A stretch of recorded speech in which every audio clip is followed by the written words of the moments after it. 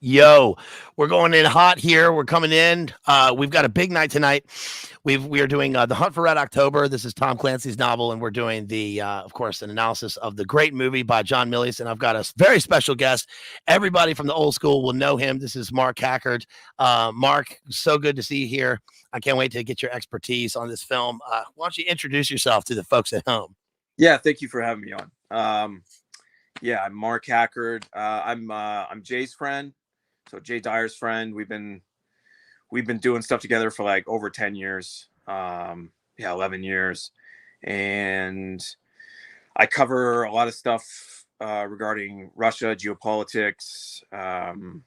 I've not been real active the past few years, but I still have a couple blogs, Soul of the East and Espionage History Archive, which I've updated more recently. Like I think at the end of last year, I translated a couple pieces on what the KGB knew about Gladio in Italy. Yeah. They had penetrated the Red Brigades, and they were developing ties within the mafia and all this stuff. So they knew like what was going on with Gladio and P2 Lodge and all that stuff. So I've that was my most recent contribution, but otherwise just living life, have a pretty good time. Yeah. Nice. Well, it's so good to have you here. And yeah, we've got of course, I've read all the articles on Soul of the East and on espionagehistoryarchive.com. I put one of those in the video description. And if one of the mods wants to put those links in the chat, that'd be great. And I'll put them on at the end and then add them afterwards. And like you said, I've read all your articles on Gladio, especially P2. I remember your analysis that you did of the Americans 4 years ago, which it was about 4 years ago today, or about this time 4 years ago. And that one was great. I just watched the show right before you guys did the analysis, and it was really enlightening for me. This one, I'm really interested in getting your take on it because, it's a Tom Clancy, very famous Tom Clancy novel, published in 1984. I think it's his first novel, and it's thick. This is a thick book here. This book, first of all, it doesn't look thick, and you think of Tom Clancy novels as, at least I think of them as the kind of novels that your dad buys at the train station while you're waiting to go to DC or something, reads it on the way, and then throws it away at the end. It's kind of a it's a mass market paperback sort of book. But I went back and reread Without Remorse a few years ago, and I was surprised at how in depth it is. And I don't really know any of the history of Tom Clancy other than that, like what's stated on the book jacket. I think he was supposedly an outsider. I think there's some things that happened with he passed away a few years ago. But of course, Patriot Games, Patriot Games actually influenced me a lot because I saw the film, and then when I moved to Northern Ireland years later, of course, everybody knows that when they go there, Sean Miller, right? Sean Miller. Get off my plane. Yeah. Give me back my family. Yeah. But this one is interesting. Yeah. Harrison Ford, man. He was like the same guy in that President movie. What was it called? Air Force One. Yeah. He's the same guy as the Jack Ryan movies. Yeah. Yeah, Air Force One is interesting because it's like Gary Oldman doing the impression of Sean Connery, doing the impression of Marco Ramius, right? So he's like a Vilnius. My name is Vilnius Schoolmaster, Mr. President, and it's a funny movie because most people think of that as a Jack Ryan movie because I think Jack Ryan goes on to be president, Right. Which is interesting. Yeah. But this book is good because, first of all, it is thick. I don't know how to explain this, but when people who read books all the time and handle books know that there's something about the feel of a book and the texture of a book. When you pick it up, you can decipher the weight of a book according to the thickness of I feel like Jonathan Depp in The Ninth Gate. Like you can feel the thickness of the pages and whether it's cheap or not. And there are so many words on the page. So the thing is 400 pages, but it doesn't feel that slow. But there's a lot of information packed into it, and it's pretty good. I mean, one of the things that I find the most interesting about the book is how in depth it goes into the various like systems analysis and ciphers and codes. There's also a couple of funny parts that that aren't in the film, but I'm gonna get to those a little bit later. But the film, the film is a classic. This is I think it's 1990. It's John McTiernan. Yeah. It's same director as Die Hard. You can tell right away when you watch it. Did he do Predator too? Yeah, he did Predator. Yeah. Yeah. Yeah. Yeah. McTiernan is like when they had movies for guys who like movies, on television, and they would show all John McTiernan movies. Yeah. Yeah. And this one though is known as like the first like techno thriller in terms of this sort of, we're at the tail end of the Cold War, and we get something interesting in this film, which is that we have, I don't know how to describe it. I mean, how would you describe this? That like we have phantom Russian submarines, and we have something interesting. Instead of a Cold War battle between the East and the West, we have a defection, which is the major impetus for the movie. But then the Russians are hunting their own submarine, which is kind of problematic in terms of the narrative. How would you describe that? That pretty much sketches it out, and then you have these like layers of negotiation and deception between the Soviets and the U.S. and trying to get the Soviets are looking to, they have to sink the sub, and they're trying to fashion a plausible pretext to even enlist the Americans in that effort. And so it's a defection story. It was really it's like the big, it really is the final like Cold War, as far as the film goes. That was the last major Cold War. That was like the top, like kind of the grand finale of Cold War films. That was Hunt for Red October. I mean, I think I was 8 years old, and I remember my dad took me to it, and I was I was fascinated. It was a great film. And I tried to read the book when I was 8, but I was like, I was still too young, and it was kind of like reading the Calvin and Hobbes strips where they're like, they're on the sled and they're having these philosophical conversations. And I couldn't make heads or tails of it. But later on, of course. I think the movie theater must have been full of people like you and me, because my dad took me to see it. Yeah. And I, we would go to movies like this. We went to all the Bond movies, and, we always saw espionage and war movies. And then we went in, and I just remember thinking, we saw it at the West Tower in Richmond, and I went to see it. And it was so cool right from the beginning. I mean, Sean Connery, is one of these characters who is like monolithic in film, right? It doesn't matter what he's in. He's like a reliable person that you see in films. He's constantly there. He's consistent. And the movie begins with him. And what's funny about it is that he's playing a Russian captain, and you really never, I mean, even when I watch it now, it's like, I really never question the fact that he's not Russian. I believe that he's Russian. I'm watching Sean Connery. Yeah. At the time, at the time I did too. Now upon studying Russian, you realize how atrocious his accent is. Yeah. But still, he fills the role really well. Yeah, he has such a great presence. He's very believable. Otherwise, yeah. So we begin the film, just to take us through the film a little bit. Like it's kind of parse the film out. We begin the film with an epigraph describing the submarine state in the world and what's happening. This is it's supposed to be. I mean, the film's 1990. It's the book's published in 1984. 84. Yeah, and so this is so what is this? This is like Glasnost.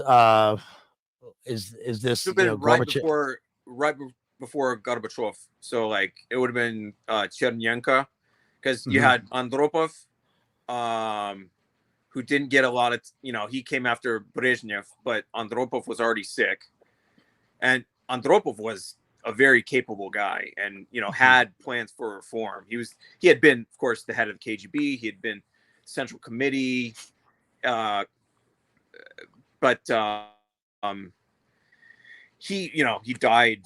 He got there in 82 and died early 84. Then Chernyenko came in, and he was there like around a year, Mm-hmm. and he died. And it was called like they know it as like the death parade, you know, of like of general secretaries, just like one funeral after another. So and then after Chernyenko, Gorbachev came in, and Gorbachev was kind of Andropov's protege, but he, from the reform point of view, it kind of got out of control as far as the, you know, so under Gorbachev, the Soviet Union collapsed, but yeah, it would have been under Chernyenko. So it was still like dark days of the Cold War. There wasn't any glasnost or anything like that, and it was just it was looking pretty bleak. This was like shortly after Able Archer 83. You know, you have the scare with NATO missile exercises. Right. The Soviets almost took as being genuine preparation for a nuclear attack. So this was right around that time. Yeah, so it was very tense. Yeah, the what I knew of Russia as a kid was the decadent Americans with their Levi's and the rock and roll scorpions. Right. We'll sail off Los Angeles. We'll listen to the rock and roll. That's right. And then we'll go to Cuba and make love with their woman on the beach. You know, we will have some comradely behavior or whatever. Yeah, in the book, it's like yeah. And in the book, he even has a sentence where he says he was clearly referring to female companionship. Yeah. Yes. Thanks, Tom. Yeah. And of course, the movie War Games came out in 1983, which has a Russian element to it, with would you like to play a game, chess, checkers, global thermonuclear war. And then, of course, Rocky IV in 1984, which has the Gorbachev character in it, standing up at the end, applauding. I was going to say that movie, like, it's not an exact parallel, but Rocky IV and Hunt for Red October are kind of this. They're in the same spirit. I mean, Rocky IV was fun to watch, back in and Hunt for Red October, of course, is like a much more. I mean, it's it's shot very well and played out great. Jan de Bont.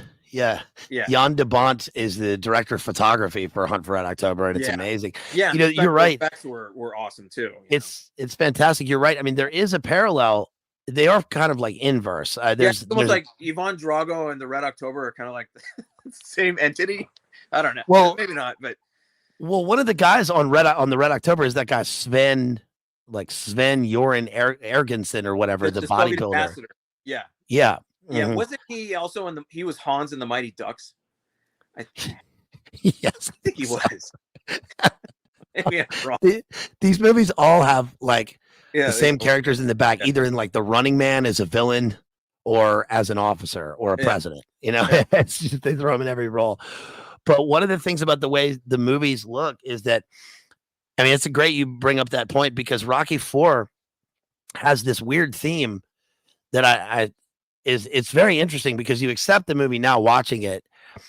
But what happens is that when he goes to Russia to fight Drago, he's given this like barn out in the woods, and he's got he's all oiled up, and he's like lifting hay bales or whatever. And Drago has the super futuristic techno dome with all the blinking lights and the the synth, Alan Silvestri's synth score or whatever, and the shots of the like juice to the hilt, the shots of the syringe like going into his arm with the roids while he's doing curls. But it was interesting because the movie is trying to show that, I guess, that the American sort of pioneer spirit, which is interesting because it's showing the technological superiority of the evil cybernetic Russians. Yeah, the 10-foot tall. Yeah. Right. And then the same thing happens in Hunt for Red October, because, of course, the submarine that the Russians have is like a stealth submarine with this caterpillar technology, this like hydrodynamic, electrolysis or whatever it is, which is completely silent. But that is juxtaposed against the American ships, the American subs, which is like Scott Glenn is on the submarine and it's supposed to, I mean, even like there's a scene where Sean Connery, has the what, not the telescope, the what do you call it? He's looking the periscope. Yeah, the periscope. The periscope, he gets the periscope and you look at it in the movie and you go, it's so shiny, it's all chromed out, it's shiny. The whole bridge is chromed, like all the equipment looks like top of the line. Everything's really cool. Yeah, in the Los Angeles class submarine, it's just kind of like, it's pretty ho-hum, comparatively. Pieces of like PVC pipe and steel, like with the marker still on it. Like this is the periscope. And yet one thing I noticed is that the interior shots, because they had to differentiate the two submarines because they look the same, they could look the same on the inside. They're all, you got tight shots throughout the movie. But one thing that they did is, even though the Russians you associate with red, the inside of their ship is, the lights are all blue. And then the inside of the American ship is all red. And it's kind of like the inverse of what they do in Rocky IV. But it's lots of blinking lights to signify that, they're on the cusp of something huge. And it's really why, I mean, what's the truth of this in the 80s? Because we also hear that, that a lot of the nuke scare, which is what the movie's about, the nuke scare and the arms race was one-sided, that that it was a big psyop, for the MIC to continue building, manufacture weapons and to win the arms race. But then you also hear that the Russians have more nukes. So what's the truth of all this, especially from the 80s? Well, in the 1980s, there was the Soviet military was extremely formidable, but I don't think they had any intention, to crash into the Fulda Gap and invade Western Europe or reach the Rhine or anything. They were configured potentially for that contingency, but that was they were looking at NATO as the aggressive party back then. And so both sides kind of had this idea that the other was going to make the first move and initiate something. Thank God nothing like that happened. Right. But I would say that as far as the myth of the Soviet threat, I mean, that was definitely pumped up to the maximum. The Soviets had still very good capabilities, very professional military, and there's kind of a tendency in the West to either build them up as 10 foot tall, like Ivan Drago, and say, well, that's for the purpose of funding our own military industrial complex. Or on the flip side, it's like we are actually far superior to the Russians, and their equipment is crap, and they're poorly trained, and this and that. They went through a severe down period during the 1990s, and after the collapse of the Soviet Union, and they had a very rough time of it for their entire state and society, but they've gotten on their feet, and their military industrial complex is now far outproducing the West. So now I don't think that's an excuse for. I don't think we should say, oh, I don't want to get into. I'm trying to phrase this a certain way.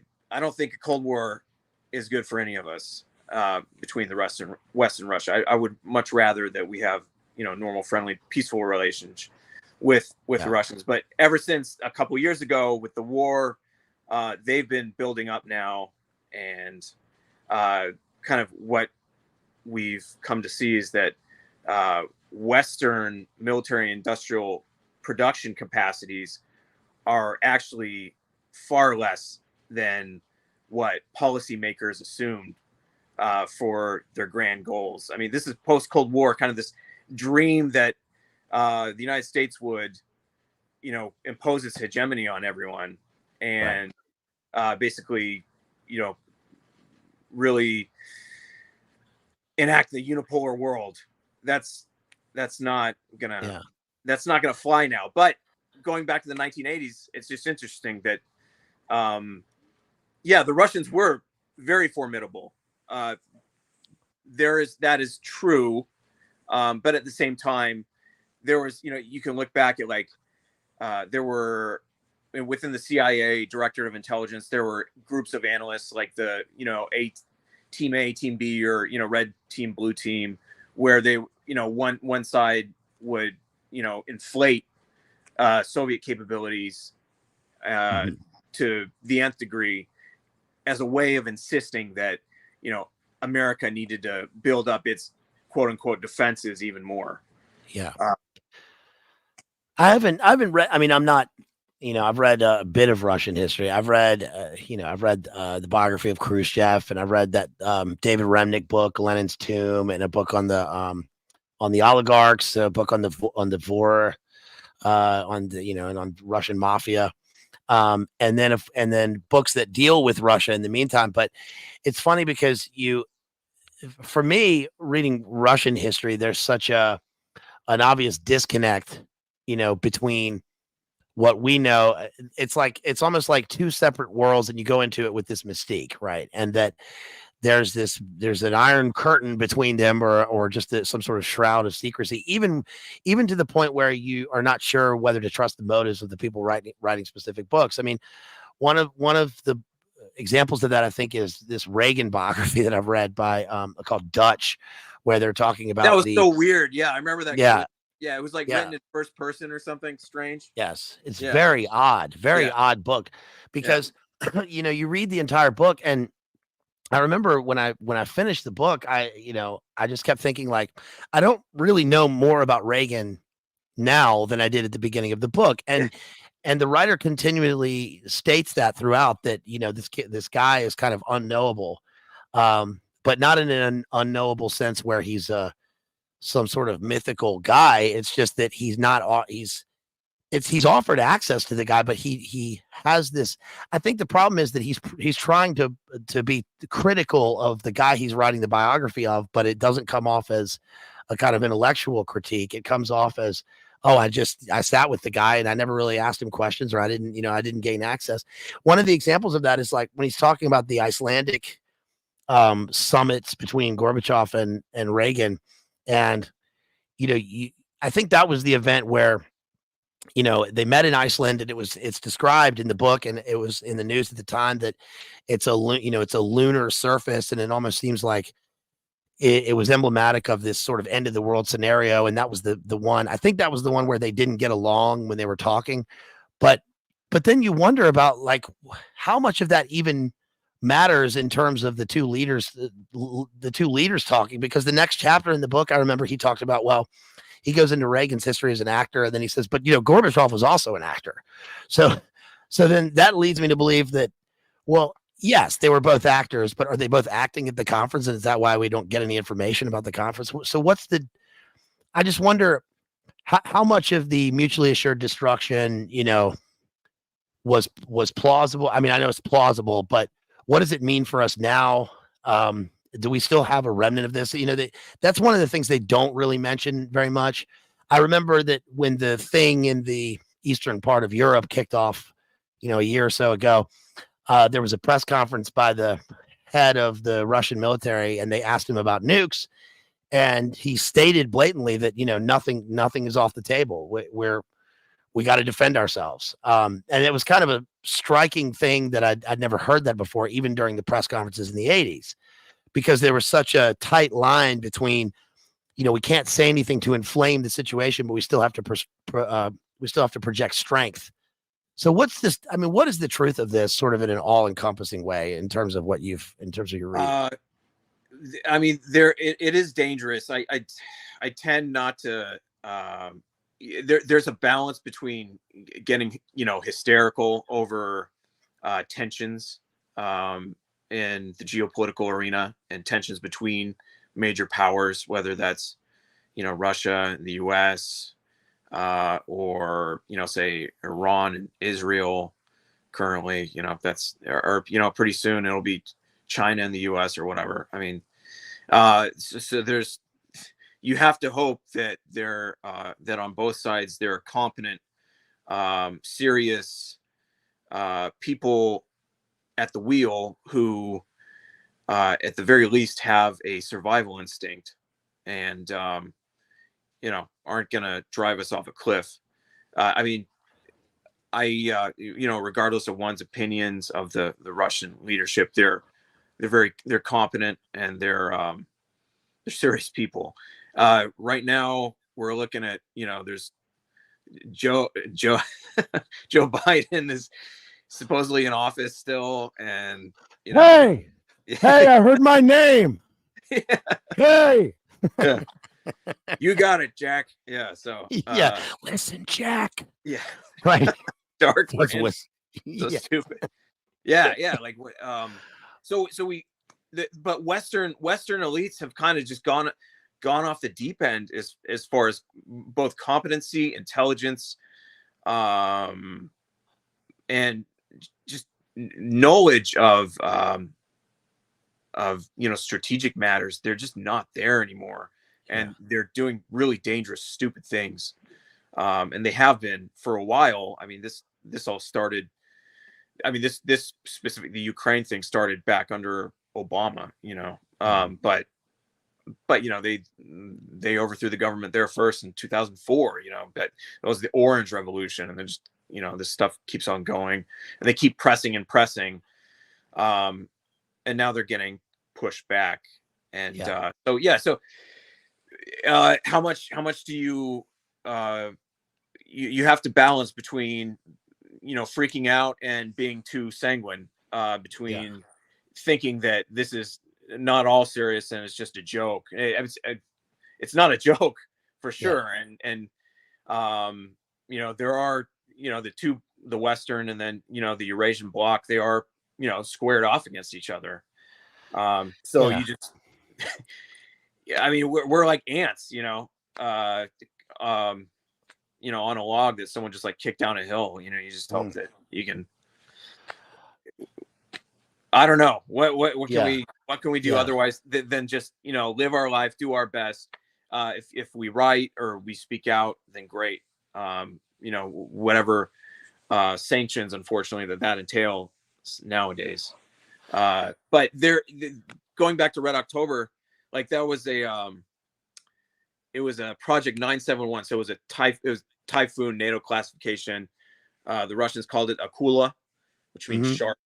And is the biggest submarine in the world. And in the Clancy novel was built to be, it was even bigger, and it had like, instead of like 20 shafts for missiles, it had like 26 or something, and ultra stealthy and all this stuff. Well, and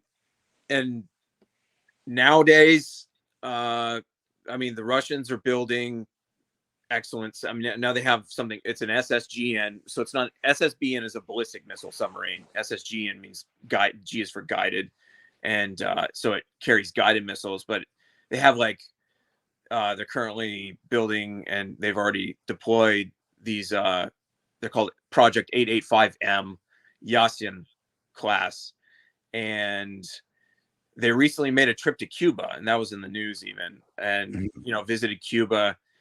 And this thing is very quiet, and it has not only P-800 Anyuks missiles, which are supersonic. It also has hypersonic 3M22 Zircon, so which has like I think it's like a 2,000 kilometer radius, and again, there's no defense, none whatsoever for these. So as far as like as far as vulnerability, like a Red October moment or Cuban Missile Crisis moment, we're already there. Now that's also, we need to take into account the fact that the West is pushing east towards Russia, which I think is an awful idea, and that's where this conflict stems from. So, well, as you talk, I've got so many more I keep thinking of so many more things to ask you, so many more questions with this. Um, but one thing is that it's interesting that in the movies, we always have, especially from around the time, we always have a conflict between East and West, where the West assumes that the East is ready to first strike or strike, strike first in the first strike policy. And whether it's someone going rogue or there's a missile launching or whatever, and then the Americans have to deal with it. But the reality in the movie, it always turns out, no matter what the movie, it always seems to turn out that it's the Russians who refuse to strike first.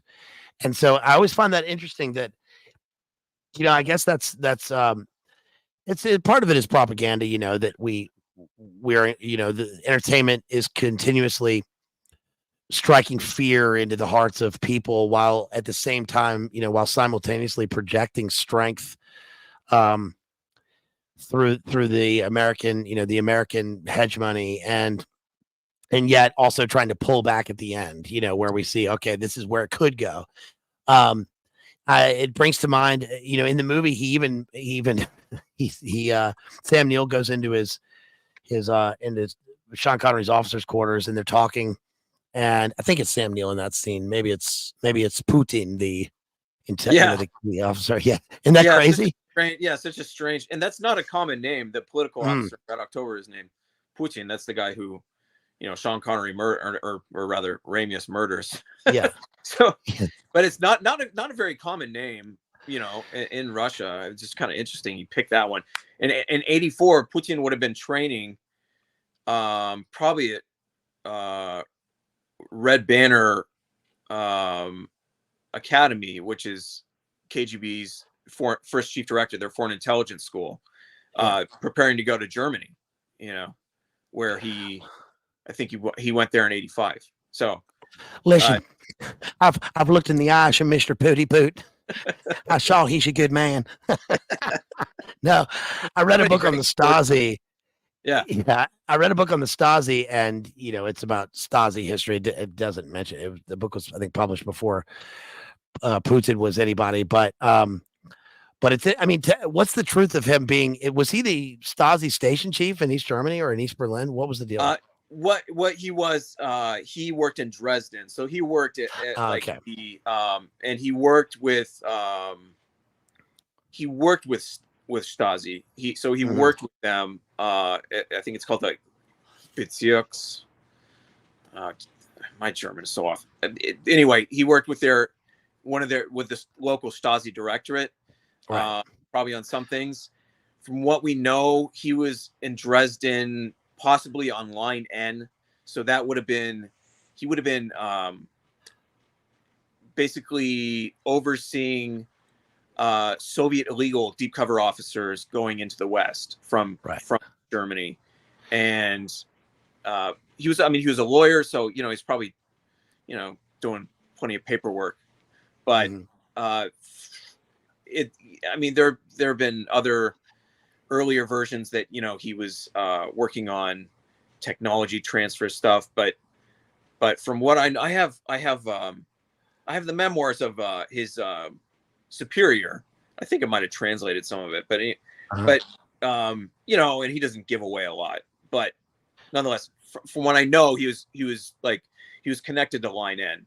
So by the way, I do realize he wasn't Stasi, people. Don't get me for that later. Yeah. I know he's Russian. He's not German. I know that. Don't get me for that later, people. But yeah, there's so much that you can't, because of he's still in power. So like you said, you can't really know, especially from Western writers. It's hard to determine. I mean, like in this book on one of the books on oligarchs that I have, it refers to him as the actual richest man in the world. There's a river of oil running underneath the Kremlin. It's all Putin's. Yeah. I count those. Yeah, I mean, if you have the power, like that, like if he's the president of Russia. It doesn't need to have some special bank account. I mean, I don't know. To me, of course he has assets. But it's not about that. It's not about the riches anymore. He's the ruler of Russia. Yeah. In Red October, I think, you know, one of the things, the major thing that drives the movie is the fact that Ramius is defecting. He's defecting to the West. And there's a part in the book where it talks about defectors, and he says, let's see. He says, at the moment he was reading alone in White's sea cabin, which had become his permanent home aboard, Ritter had thoughtfully tucked a CIA staff study into his duffel bag entitled Lost Children, a psychological profile of East Bloc defectors. The 300-page document had been drafted by a committee of psychologists and psychiatrists who work with CIA and other intelligence agencies, helping defectors settle into American life. And he was sure helping spot security risks in the CIA. Not that there were many of those, but there were two sides to everything the company did. And it goes on to talk about some of the psychological profiles of the defectors. Another defector type was the fake, the imposter, someone planted on CIA as a living piece of disinfo. This kind of character could cut both ways. He might ultimately turn out to be a genuine defector. America, Ryan Smile, could be pretty seductive to someone used to the gray life in Soviet Union. So my question is, you know, we one of the great examples of this in film, I think, is that movie The Good Shepherd with Matt Damon, where he's kind of playing an Angleton type. Yeah. You know, and there's the scene with Ulysses, right, where we get the defector, and it turns out that he finally sources out that the defector is a fake, and then there's another defector, and then they have to suss out that defector, and then of course we all know Yuri Bezmenov. And I've always thought that the idea, I think, of the defector to the, I guess, kind of normie is that, of course, you're going to have just to put it bluntly, I guess, is that there's a guy who's Russian. Why would you want to live in Russia? It's all gray, no one's smiling, so of course they're going to want to come to the United States. But of course that's ridiculous, and the truth of it is something altogether more complex. They can either be a CIA plant or a double agent or a triple agent. So can you tell us, in a general sense, with some of, just in terms of famous defections, what is the kind of theme of this that we've seen, and what's truth and reality versus fiction? Yeah, I think Clancy based his character around there were occasional defectors, for sure, from the Soviet bloc, from the Soviet Union. There was, I think, in 1961, a Soviet naval officer. He was Lithuanian origin, tried to defect to Sweden on a barge, which was kind of weird. But there was another case of not a defector but a mutiny.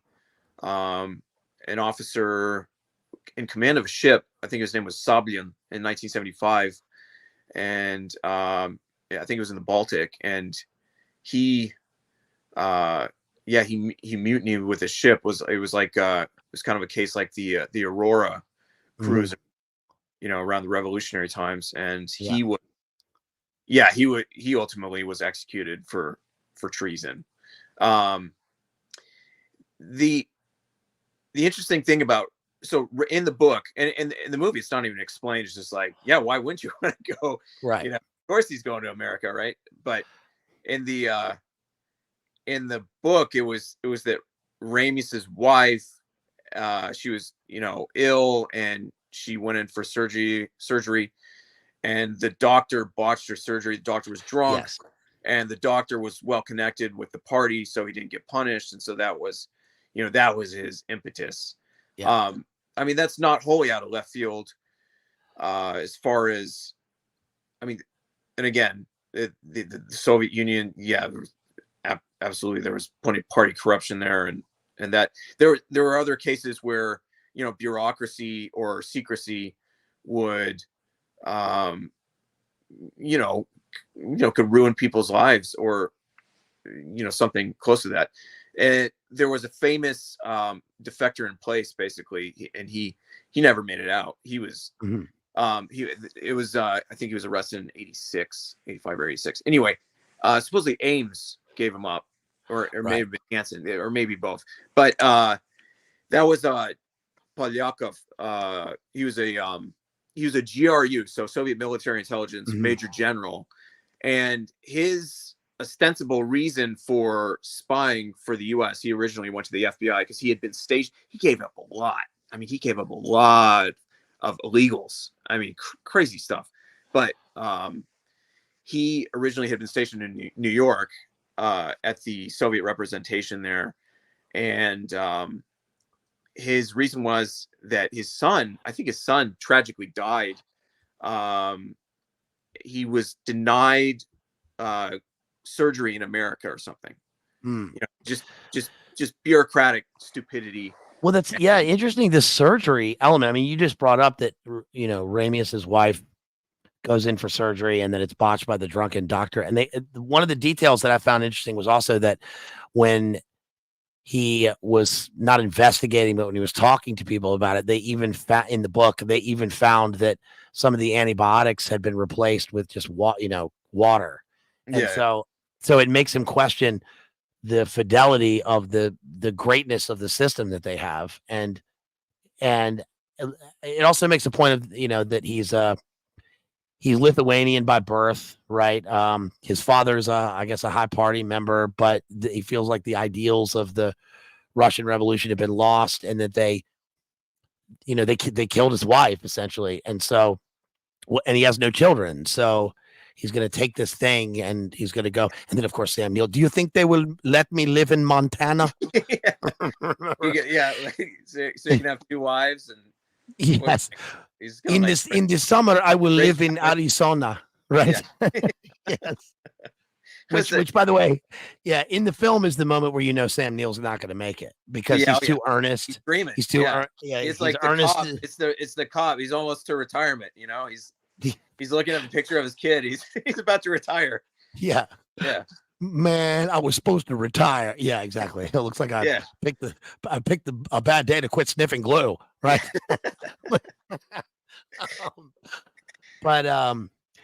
It is interesting. I was just gonna say, so Ramius himself, like, I mean, he's like this. He's supposed to be the star of the Northern Fleet, sub drivers, and he's in command of the premier SSB and the Red October, this enormous Typhoon class submarine. He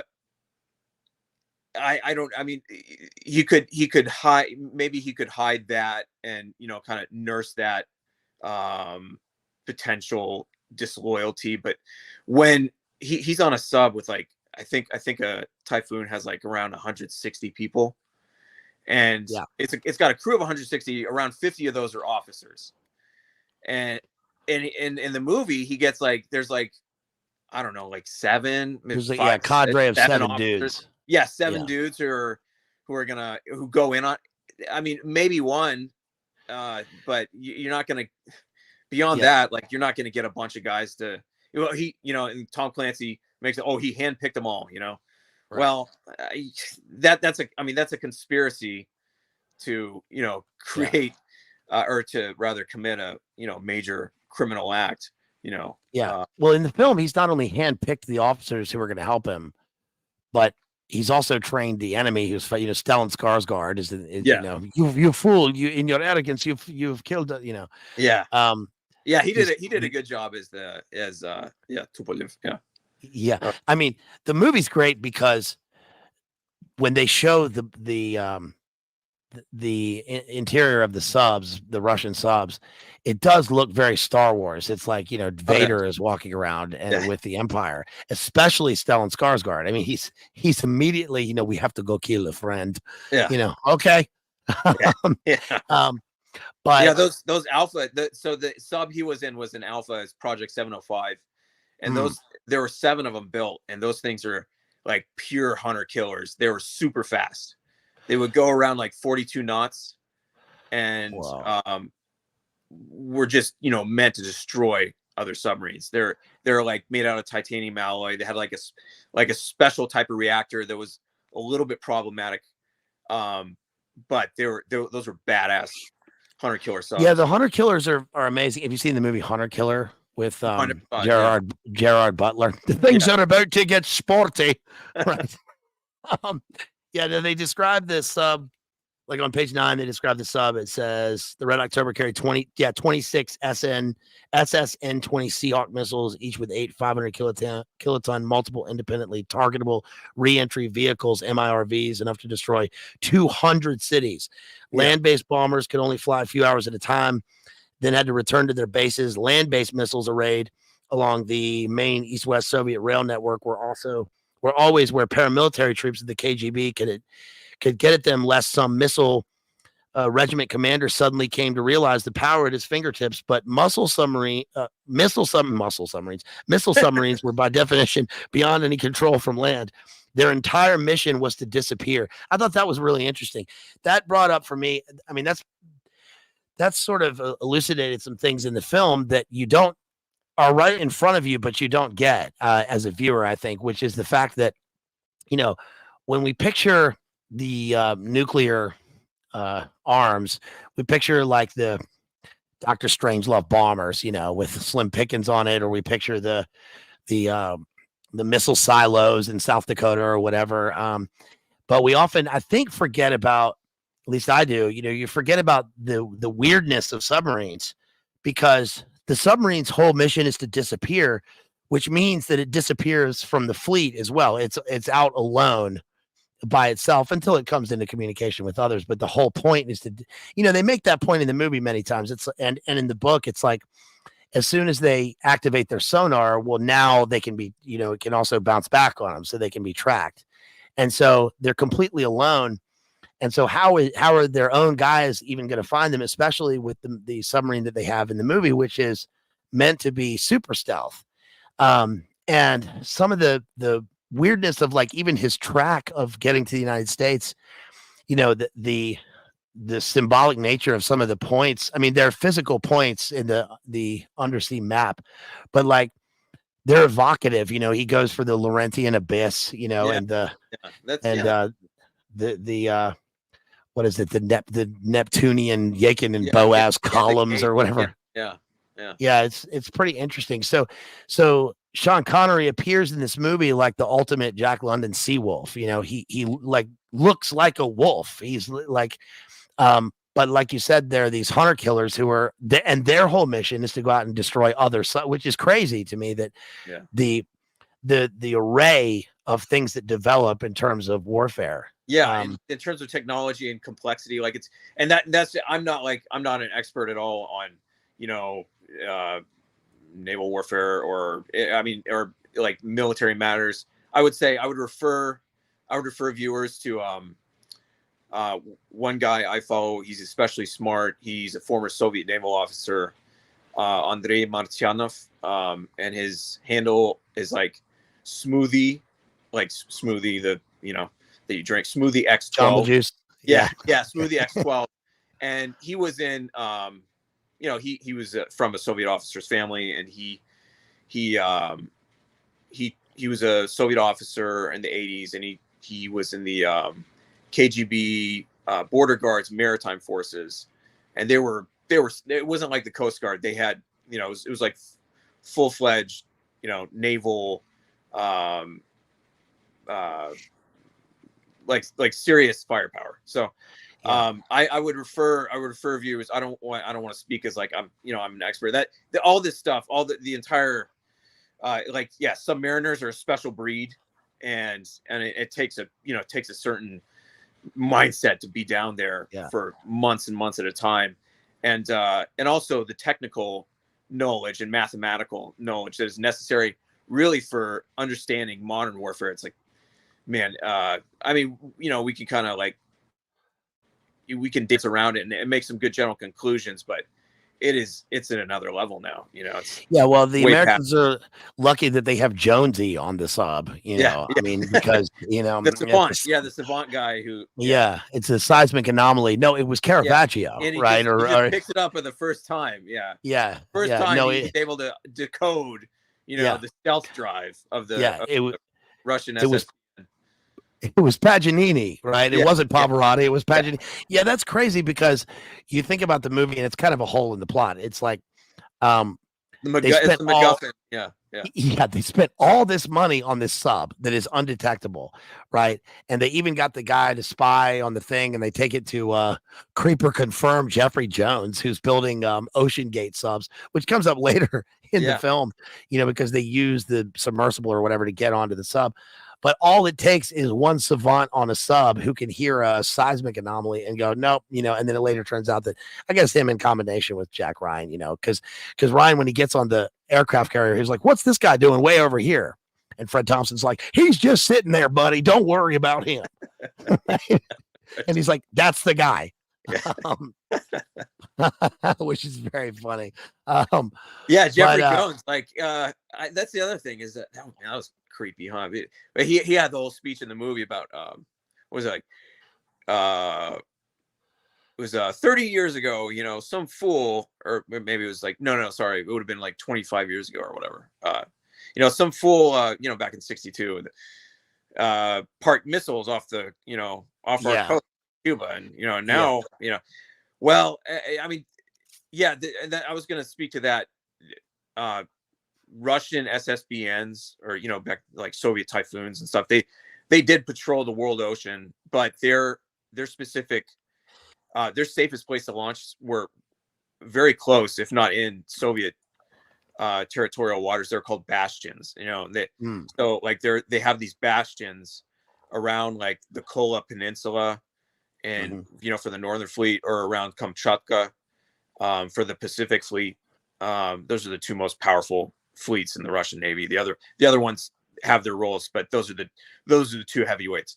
And that's generally they're on patrol, and that's where they'll launch from, and they're protected by hunter killer subs. And interestingly, what the United States doesn't have is diesel electric subs. The Russians have very good, very quiet diesel electric subs. It's wild. I mean, when I read about subs, I usually think of U-boats is what I used to like to read about, and you read about U-boats and wolf packs. And that movie with U-571 with Matthew McConaughey, right? Yeah. Which is pretty good. And John Bon Jovi. No, it was good. Yeah, it was. Yeah, that's a decent. It's a decent flick. But I didn't realize that for a long time, that subs didn't dive. They dove in battle or to get away, or to escape, or when they're hunting close. But for the most part, they were cruising, because they were diesel subs, like you mentioned, and they had snorkels, so they had to bring in fresh air. They didn't have they didn't have scrubbers. Is that accurate? I mean, with the new I think the Japanese actually make very good diesel electric subs too, with I think some lithium ion batteries, and so they can go same thing, with different Navy. I mean, the Germans have Dolphin class, and the Russians have their newest thing, or let's say they have the Lada, but before that there's the 636 project 636 called the Varshavyanka, and it's called like the black hole because it's so quiet. And those diesel electric subs are dangerous, and even in NATO navies, like I think the Dutch have diesel electric subs that will conduct exercises, and pop up in front of U.S. carrier battle groups, So right. So they're super dangerous as hunter killers, and diesel electrics are tasked with protecting these bastions as well. Well, it's crazy that the subs, with U.S. military vehicles, that the sub is the premier one that's powered with a nuke.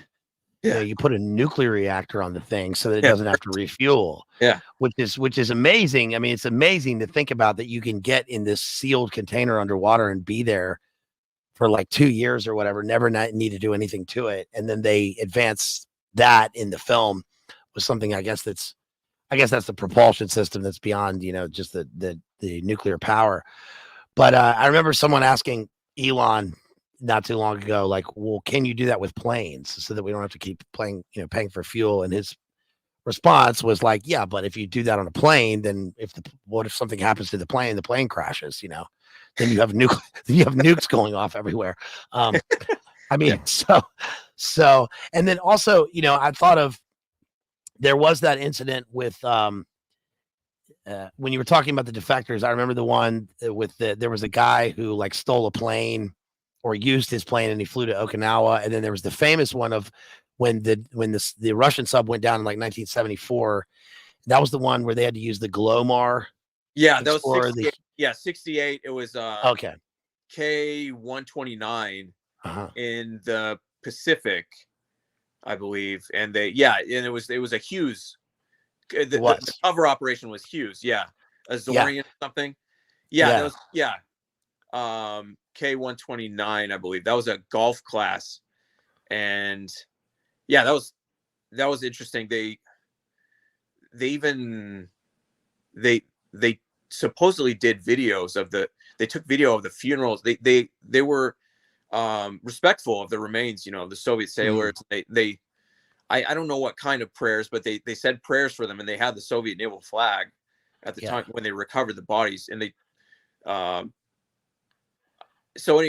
it shows the sea that, I mean, of course this goes to your other, like Moby Dick, or the sea is such a wild, dangerous, uncontrollable element in itself that all sailors, and I think they did a good job in Hunt for Red October of conveying this, that sailors have respect for each other no matter their flag, and they all have to contend with the sea, and especially with nuclear subs. Both sides, both the US and the Russians, have had accidents throughout their history that make it's incredibly dangerous.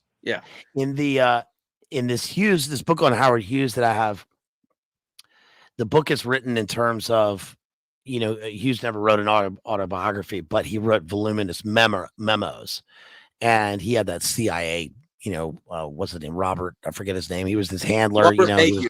Robert Mayhew. And he was tied up with RFKs. Him getting it. Well, there's a part in the Hughes, but there are two parts in the Hughes book. One is that he goes to Vegas for something, and then Kirk Kerkorian owns all of the casinos. So Hughes immediately wants to buy all the casinos to buy out Kirk Kerkorian. So he's living in the top floors of the casino, and he stays for 10 years. And there are two things that are interesting. One is that he was lying in bed and he fires off a memo saying, "What is that shaking? You got to stop shaking the hotel, whatever it is. There's somebody on the floor below me." And then they wrote back and they were like, "Well, they're doing the nuclear test in the desert." So he fires off a memo to Nixon and he says, "You got to stop this. I'm trying to sleep in bed." Okay. And Nixon halted the test. He halted because Howard Hughes, his bed was shaking. And the other was that when he found out about the sub, CIA, yes, Jay says, "Mayhew, yep." The sub, the CIA came to him and said, "How, can we use any Hughes Tool Co. Gear to get this sub?" And one of the things they proposed was a sub eater. They wanted to build a submarine that was bigger than the Russian sub, and it would go down and just James Bond style, just swallow it up and bring it up. But instead, he came up with the Glomar Explorer, which I think is like still in use. That's crazy, So, but I think that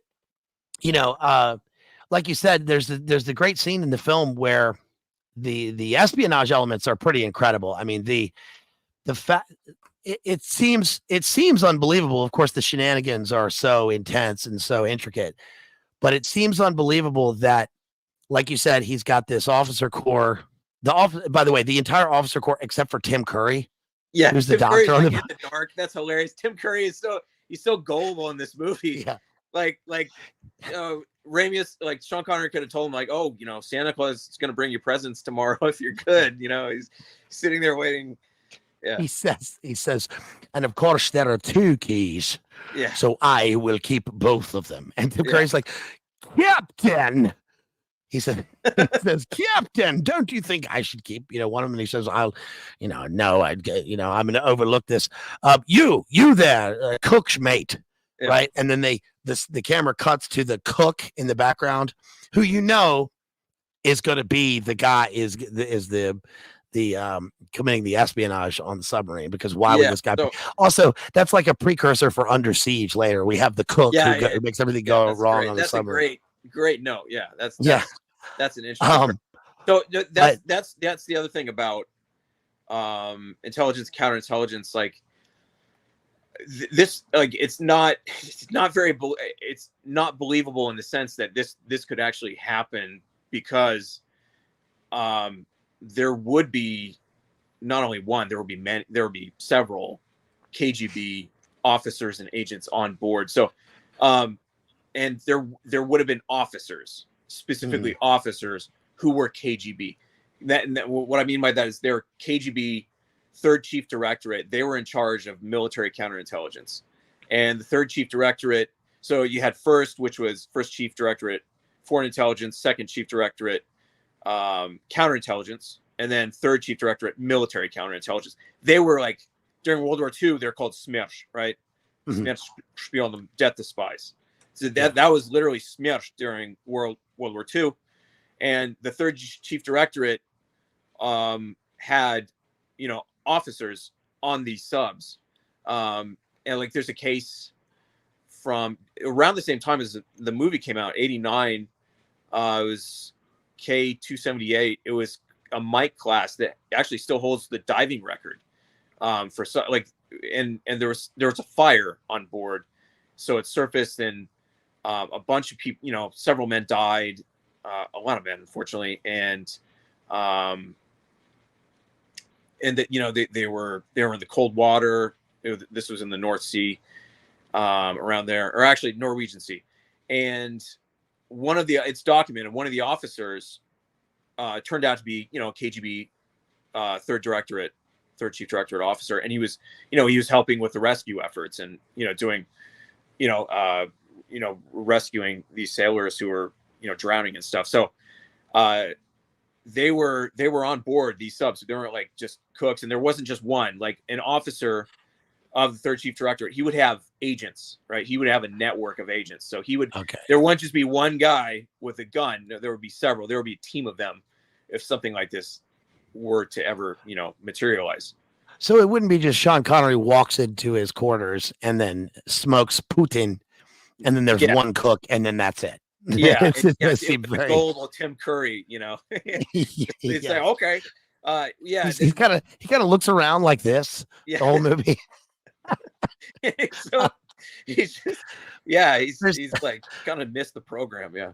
Well, there's also the other officer who's involved in the operation, who, when they're sitting in the when they're sitting in the mess, in the officer's mess, and Sean Connery has this extended scene of, I'm going to sit here and eat this beef, and I'm going to smack on it for 15 minutes. Like he's smacking continuously throughout the thing. And then there's the one guy who says, you've signed our death warrants, right? But didn't they consider that when they, is that what signs your death warrant? I mean, you're already involved in the operation, but he says you had to go and make it political. Wouldn't the whole thing be political in the first place? Yeah, because he sent the letter. Yeah, he sent the letter. So that seals the deal or whatever. I mean, that may have been caught by KGB. Yeah. Military counterintelligence too. And they were involved not only in counter espionage, but also in, like lower level, ideological counter subversion. They investigated corruption. They also did like high level stuff. Like I have an article about it on my site, Espionage History Archive. It's called Operation Anadyr, Anadyr. But that was about in the early 60s, moving Soviet forces to Cuba, and specifically the missiles. KGB Third Chief Directorate was in charge of operational security. So they, and it's called, in Russian, it's called maskirovka, right? It's like, literally like camouflage, deception. Americans call it perception management operations, but they kind of kept that in the dark from Western intelligence until everything was already there. And Third Chief Directorate of KGB, they also helped in the 1970s when the Cubans sent forces to Angola. They managed the operational security of the logistics of all that stuff going over to Africa. So they were, they were heavyweights. They were in Berlin too, and they were kind of like workhorses in the Cold War. Wherever Soviet forces were, KGB military counterintelligence would be present. Yeah, the other thing, the way that American subs are portrayed is like one of two ways. It's either they are dropping off, underwater demolition teams for the, certain pipelines, or, Yeah. or they are running YouTubers to the North Pole to do scientific experiments, which is like a common thing. Have you seen any of these videos? It's like all, yeah. Make sure you like and share. Right, I'm here on this nuclear sub. It's radical. And they're living, They could have better things to do. Yeah. Yeah. But like, I mean, in 1992, I was in Boy Scouts, and we went to Newport News, which is the center of all this stuff. Oh, yeah. And the first night we were there, we took a tour of a submarine, an active submarine, and the crew was all on the submarine. We went down into it, and I remember that, they were like, you can't look in this room because it's top secret. But they just had like tablecloths like thrown over instruments. Yeah. And one of my friends was like, where's the nuclear launch button? And the guy was like, that's over there, buddy. It's right there glowing, but don't touch it. We took a ride then we got out of that, and they put us on a ride on a hovercraft, like across the Chesapeake Bay. Awesome. Yeah, with some Marines who were kitted up and armed, which was crazy. That's awesome. But that's that's sort of how they portray it. But do they have anything? Do they have the same sort of shenanigans like that? I mean, it's a silly question, but do they? I just wonder in terms of the the propaganda with the public in the West, where it's so interesting. We get this dichotomy between the friendliness of the thing versus the absolute world-ending destruction on the other. But what is it for Russian people? What do they get in the East with this stuff? Is it all militarized and serious? I mean, what is it? From everything I've seen, it's pretty serious. Yeah. They this is a tradition that's returned. I mean, they have priests bless the ships, you know, when they go out to sea, and yeah, it's potentially world-ending weapons, but they bless the ships, and yeah, it's a little. I think I'd say it's probably a little less serious, or sorry, a little less silly than I didn't know about the YouTubers on. Yeah. Have you seen the movie? Speaking of Harrison Ford, have you seen that movie K-19, The Widowmaker, where he's on the sub? Yeah, that's the one that begins with the woman. It's almost like Caddyshack at the beginning. Like his wife is christening the submarine, and they put the champagne bottle on a rope, and they smash it, and she goes to smash it, and it doesn't smash. Bad omen. Yeah. Very, very bad. Very bad. And he's like, "Give me back my family." And I christened thee the Flying Wasp. Did you ever see Harrison Ford? Sam Hyde's commentary on Harrison Ford. Yes. About how random hearts. Random hearts. His ultimate vision of himself is some guy whose name is Dutch, and he flies around and cheats on his wife. Yeah. Yeah. Here's my idea of a movie, right? He's got aviator shades on. He's got his earring in. Wow, he's flying around cheating on his wife. Yeah. Profound. That's exactly it. And of course it's Dutch because it's the, every Reaganite or something wants the nickname Dutch. But that is pretty funny. There's so much in the book. Like one of the things they bring up on page 51 is they bring up the SOSUS control. Yeah. And it talks about the sonar surveillance system. And it goes, I mean, the thing about Clancy and the techno novel that is, I think, what makes it so appealing is that he kind of makes it episodic in a way. I mean, it's linear in time, and we're tracking whatever the problem is as the characters are going along. So it's in real time, and we get this, God's eye view of all the different systems. We get all the different characters, and then we're brought together in some sort of denouement or whatever. But but there's so much technical aspect to it, and I really that's what I really like about it, and that's also, of course, completely absorbed into the movie. You don't have to. There's very little exposition in the movie, except for the times when like the Bhagavad, when he brings up the Bhagavad Gita. That was interesting because I just done an analysis of Oppenheimer. Yeah. I just did a relook at Oppenheimer, and have you heard Nick Mullen, the comedian Nick Mullen, talk about Oppenheimer and the Bhagavad Gita quote?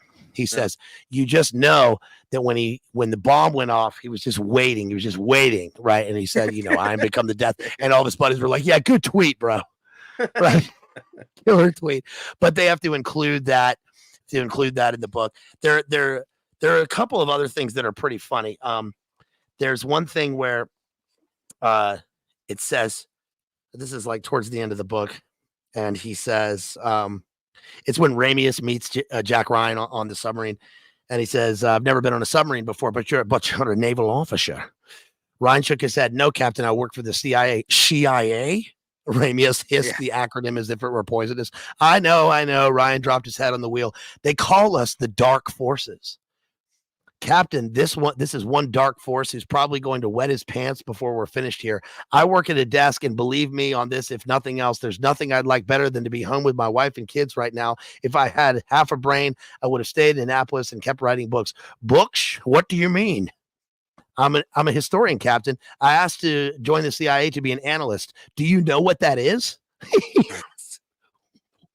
I don't know why that's in the book, because the rest of the book and the movie talks about how Ramius is the Vilnius schoolmaster. He's great with languages. He's trained all these people. He is the sea wolf. He's the head of the submarine. CIA. Yeah. Right. Well, and also like Jack Ryan's supposed to be this. I'm about to pee my pants. Like, right. Give me a break. Yeah. I don't know. Yeah. Okay. So there's a couple of things. The techno thrillers, that's Clancy, kind of really brought that into the mainstream and made it really accessible for the layman, the everyman, to read these novels and have a feel for modern warfare, or at least think that he had a feel. That it's kind of deceptive, because I think that they're fun stories, but again, they don't actually really convey the total complexity of modern warfare and how that needs very intense, many years of technical training and expertise, and tons of math and science, STEM stuff. That I'm a language guy, so that's not for me. But again, that's what's necessary. So people read these novels. I mean, really, this has gone on for decades, of course, but people read these novels and they think that they understand modern conflict fully, and then that they can offer policy prescriptions or why can't we just do this to them, or why can't Saddam Hussein's making trouble in the desert, well, let's nuke them or whatever. I mean, or let's invade, and gee, that turned out well. But it kind of sets a trap for the American public buying into a lot of these really bad policy choices that have been made over decades. And that did you wonder? Go ahead. Then you go ahead. I'll do my second thought. He's kind of a Mary Sue. Jack Ryan's like a Mary Sue character for Tom Clancy. Like it's like he's everything Tom Clancy wanted to be or something. Yeah, he's Harrison Ford's Dutch in Random Hearts. Yeah. Right. And I don't know what the truth, I don't know what the truth about Tom Clancy is. I mean, I know that the story is that, he was an insurance salesman. Wrote the book jacket says that he wrote the novel on his dining room table, and and published this super successful novel. And that's quite possible. I mean, there's look, if you've ever watched the History Channel, and they're talking about the Civil War, right? And they're talking about the flintlock or something. They'll always get a guy, and he's like, my name's Horton Foote.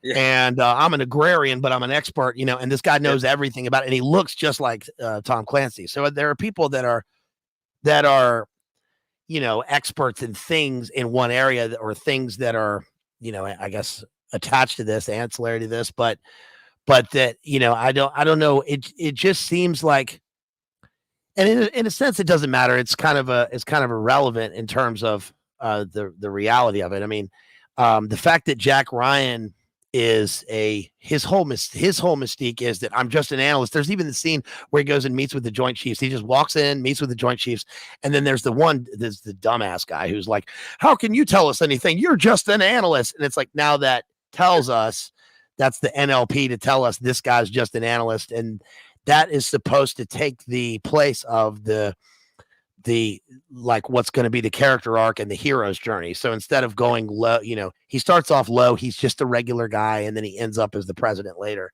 Yeah. Which I guess, like you said, you know, kind of mirrors Tom Clancy. You know, his dad's a shoe salesman or whatever he is, and he can't join the military because of his eyesight. And then he writes these novels, and then the novels, like you said, end up, I think that it's probably somewhere in the middle of this, you know, that whether the guy was, you know, whether he was CIA or whatever. It seems like that, but I mean, I don't know. But I don't know either. But it became an entire empire unto itself. It was obviously used for, you know, propaganda purposes. Obviously used for recruitment. You know, in a huge fashion for recruitment.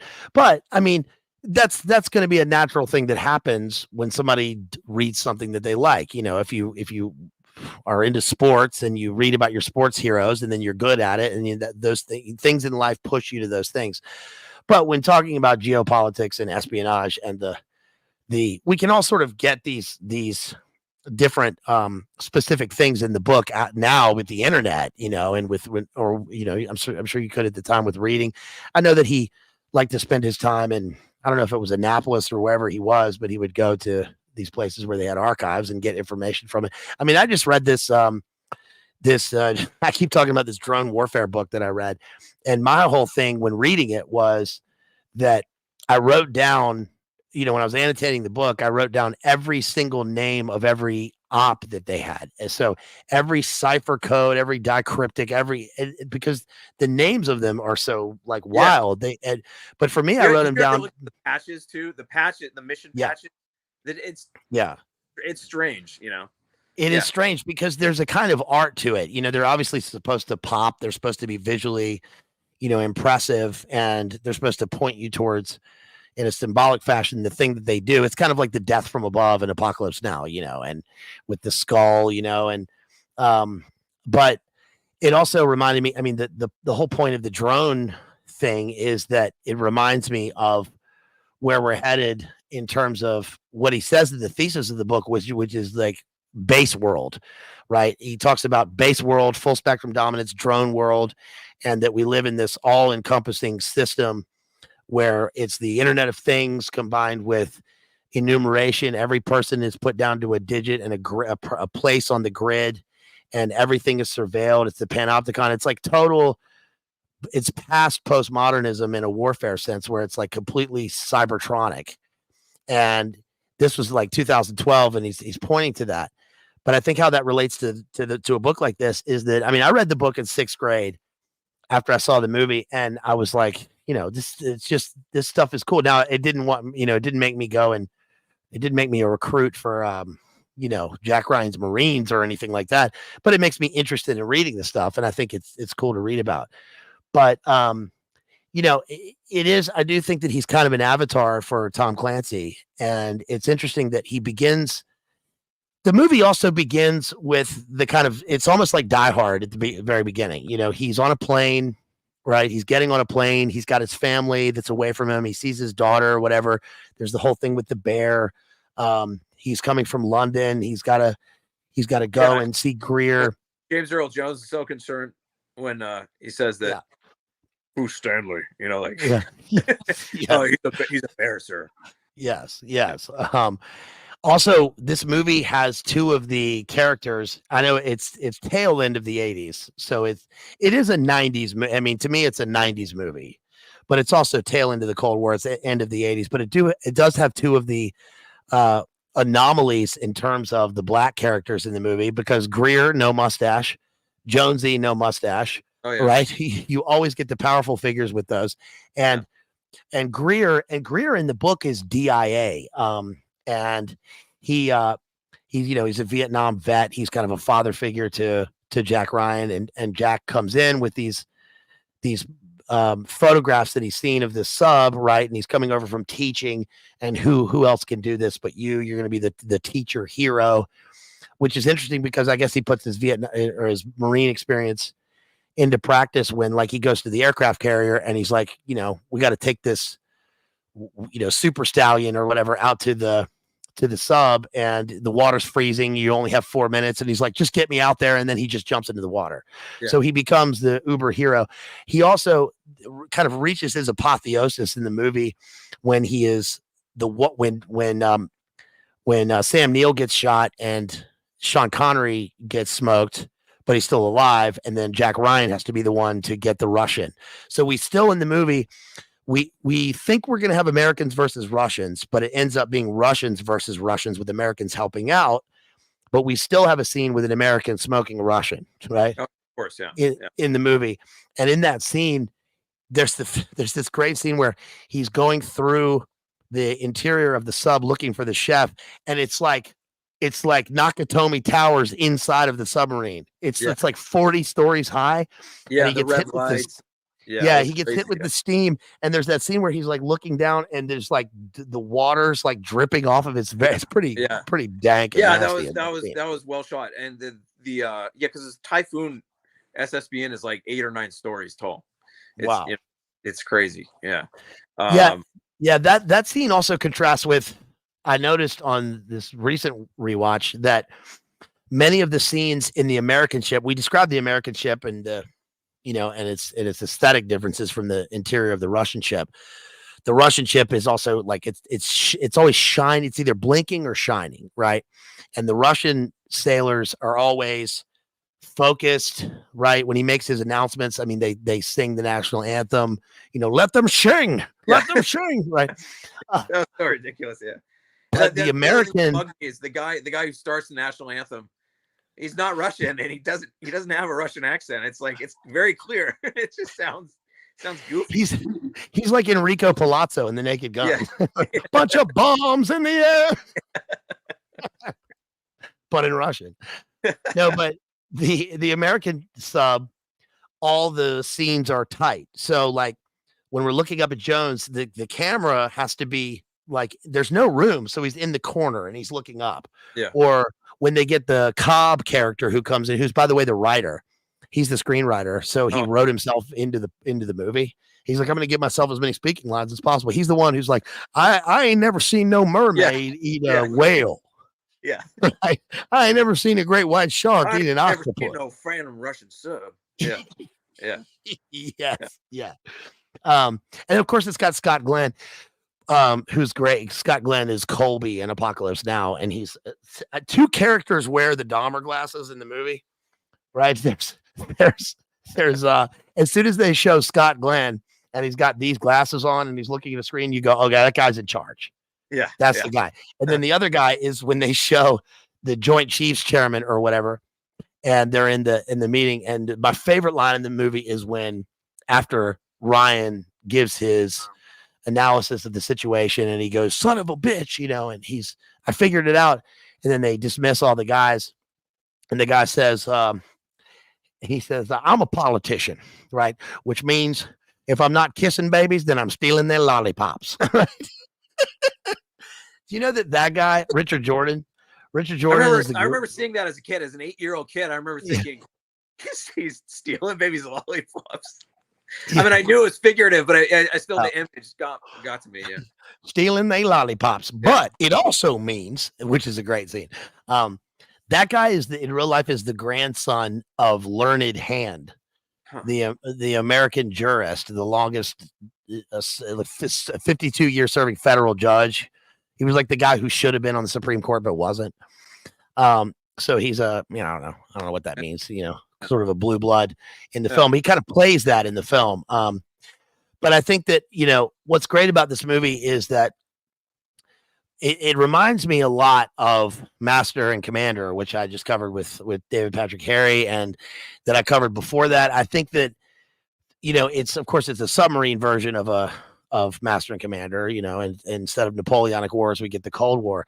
But the great thing about this movie, I think, is that we get characters who, whether they're on the contrived right or wrong side, or, you know, whatever the conflict is, all the major characters are strong characters. You know, they exude, like you were saying, with the funeral scene, you know, with the actual funeral, and then with the kind of funereal scene in the film where they think that the sub has been sunk. Yeah.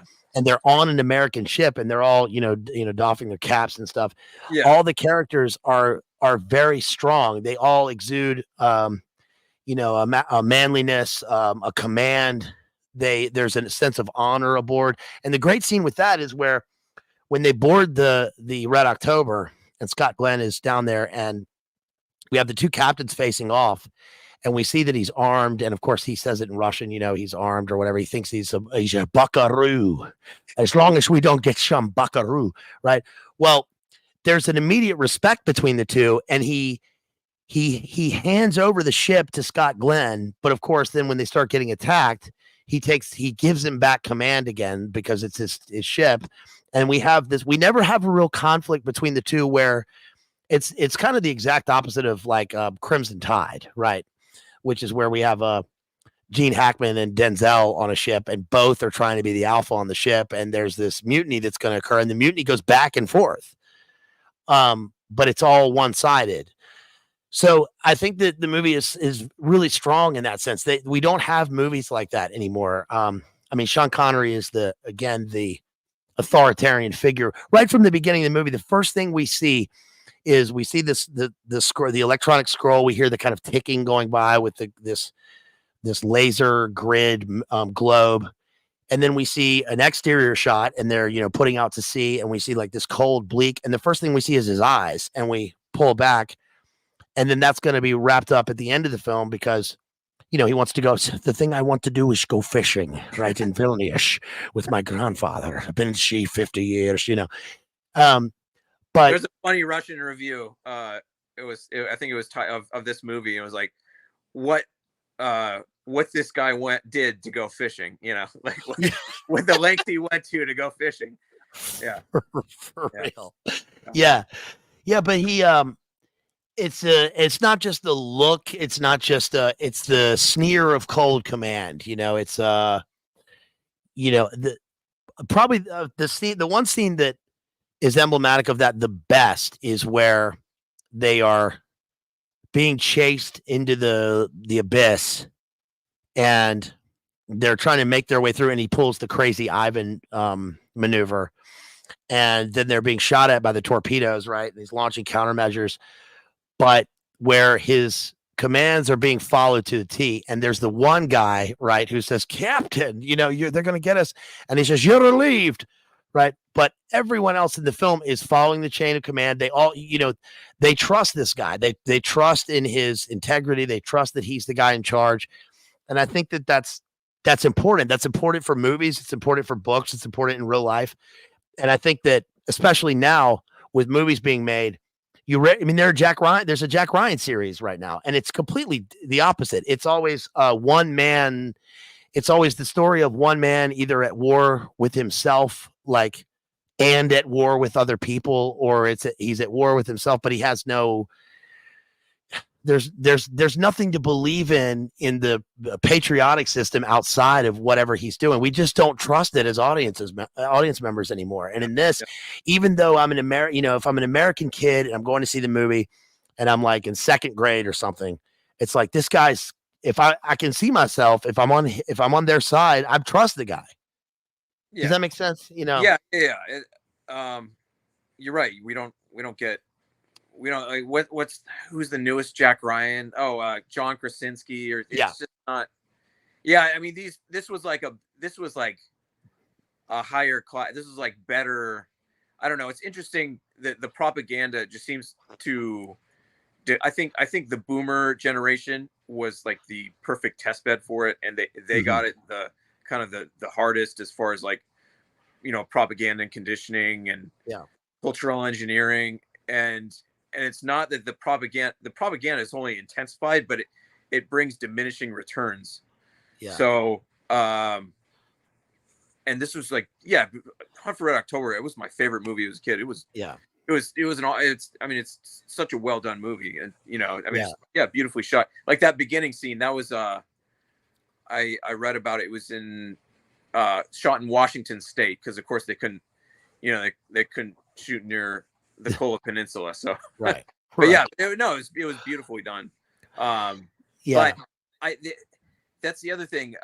You mentioned the meeting with the Joint Chiefs, and I think it was in the movie it was the National Security Council. But and this goes back to that Jeffrey, that the guy with the red hair, the beard. Jeffrey Jones. Who was a diddler. I when I was watching the movie this time, I just thought, he's at the National Security Council giving his, you know, his dog and pony show up there, and then, you know, he says "son of a bitch" and all this stuff, and I was thinking to myself, how many of these guys are diddlers? You know, if we go back, actually, who was it? So Donald Gregg was George H.W. Bush, who had this 84 would have been vice president. Donald Gregg would have been in that meeting in real life. He was Bush's national security advisor, and he was implicated in the Franklin scandal. Right. He was involved in if you can look up Henry Vincent, he was a mortician who was running a funeral parlor, which was a cover for the services that they provided. I think we all know what those are if you know about the Franklin scandal. I won't have to get into details, but Donald Gregg was one of those people, and so it just kind of the whole Tom Clancy, the whole spirit of Tom Clancy, the novels, and you know, in the movies, it's just kind of, there's this unspoken notion, this goodness, the inherent goodness of the CIA, and the, you know, whatever policy goals the U.S. government is prosecuting, that it's all good, you know, and that you just have, you know, we're the good guys. We're gonna do the right thing. It's never like there's no movies or there's no stories about Jack Ryan. Tom Clancy never wrote about Jack Ryan going into or he's advising, he's overseeing the logistics of the CIA bringing in cocaine to the United States in the 80s. Yeah. You know, well, Without Remorse. Have you read Without Remorse, the book? I didn't. I wanted to bring that. Yeah, it's interesting because the series they made with Michael B. Jordan is completely different from the book. They changed every detail. I mean, it's a guy who's going out for vengeance. But the book is not like that at all. The book has vengeance, but the book is a character who Clark, right? The Vietnam. He's like a SEAL. He's a sad guy, so Special Activities Division or something. Yes, he is, and he's you know, he's naval. He lives like on a boat, you know, in a lonely place when he gets back from combat, and when he comes back, I forget who it is, somebody that he cares about is like killed by a heroin dealer. So the whole point of the book is sort of an Alfred McCoy scenario where he's going to take out the French Connection in the United States. It's all about the heroin operation, which is interesting because, I mean, Jack Ryan's not doing that, but it is interesting that Tom Clancy sort of delves into that because it's another aspect of the, you know, of the shenanigans that go on. And you know, especially in terms of the black budgetary concerns. But we have a rogue, you know, a rogue agent, kind of what's the guy's name? The guy who haunted the jackal, Billy. It's kind of a Billy Waugh character who is trying to take out the entire. It's like if it were now, it'd be like Sicario, right? It's a guy who's trying to take it out, but instead of being a guy on the inside, on the outside, on the inside, it's a guy who comes back and has seen whatever he did in Vietnam with, you know, Phoenix Program and Lansdale, and gets back and sees his loved ones afflicted by the pink tie heroin or whatever and decides to take out the whole thing. It's much more of it's almost like the way I think of it is kind of like a Steven Seagal book. So that's interesting. But, and also, I mean, Patriot Games is weird because he's going after Sean Miller. Yeah. Sean Miller. And in the beginning of that one, Sean Miller escapes. I think he escapes from the Maze prison in Belfast, and he's either INLA or he's a rogue splinter IRA. Yeah, it was extremist. Like Maoist faction or something like that. Yeah. And of course, one of the revelatory things about that is that Sean Miller, who's Sean Bean, is doing operations to first he kidnaps, he tries to assassinate the guy in St. James's Park, which actually they mention it in the book that he sets a seed for later Patriot Games because it says that Jack Ryan is technically knighted and he got his knighthood by saving a British royal in St. James's Park from an assassination. That's just like one paragraph in the book. But of course, Patriot Games, and especially the film takes place afterwards.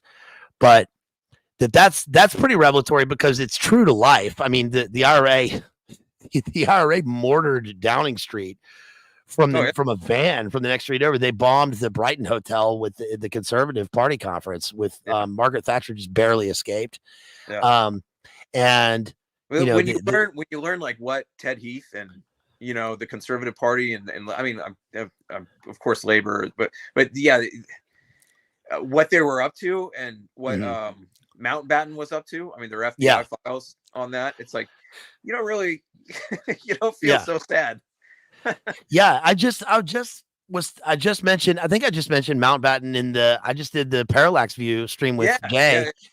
And in that one, there's the attempted boat assassination. And that's like that's almost completely on par with Mountbatten. Yeah. Although I think that happened after the Parallax View, right? It did. Yeah, it happened afterwards. Yeah. It happened afterwards. And it was, that was, I think a guy later claimed that somebody put it on the boat, but put the bomb on the boat. But then another guy later claimed it after the Good Friday Agreement that, he was like, no, I did it. And that guy was former British Army. Yeah. The guy who planned the attack. And of course, the whole troubles and the IRA situation is interesting because the collusion is always thrown in with the troubles because the British military and British establishment was obviously colluding with the RUC, the police force in Northern Ireland, and with the loyalists.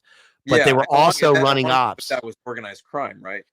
Yeah, they were. Yes. Well, the paramilitaries are partly they're run on a military sort of hierarchical structure, but they are essentially an organized crime division. Yeah. So, for instance, like in Northern Ireland, I mean, I was there for years, and even when I was there, I think in grad school, they had the most successful bank robbery of all time in history was there. And this is weird. They later made a Harrison Ford movie about that. It wasn't in Northern Ireland, but it was basically where the bank robbers kidnapped the bank manager and the employees, and then they sent them to the bank the next day to rob the bank for them. Wow. So they never even walked in the bank. And they made them do all the work and came out. But that was an IRA group. So whenever there was a bank robbery, it was always either loyalists or Republicans who were doing it in order to fund, to fund arms purchases. But one of the things in Patriot Games that's really interesting is that it shows their training camps. And there's that great scene where like they go into the desert. Yeah. And Sean Miller's there. Yeah. And they're like, is this the Libyans? Is this the PLO? Is this the IRA? And they're all training in the desert in like the same location. Yeah. And then they send the SAS in to smoke them later on. So that's pretty interesting. I mean, usually movies about that don't really get that right. Of course, Harrison Ford did another IRA movie. He did The Devil's Own. Yeah, that was Yeah, with Brad Pitt. That one was weird because when I was in Belfast, I think the first year I was there, one of my friends told me that they were like, Brad Pitt? Yeah, I remember him. Of course, they had to film the movie in Dublin. You could not film movies like that in Belfast. They filmed it in Dublin, but Brad Pitt went to Belfast like to do research for the movie, and he was walking around the Falls, and which is an IRA Republican neighborhood, and apparently he got mugged pretty badly in the neighborhood, and from right after that he did Snatch, which was where he plays an Irish tough, and all of his movies after that were where he was a tough guy. Before that, it was like Legends of the Fall and kind of soft movies. So I guess it must have changed him in some sense. But you usually don't get movies like that are like that. I mean, the Europa Hotel in the center of Belfast is the most bombed hotel in the world, and it's right there. What do you remember? There were, I think it was called Kilcora. Kincora.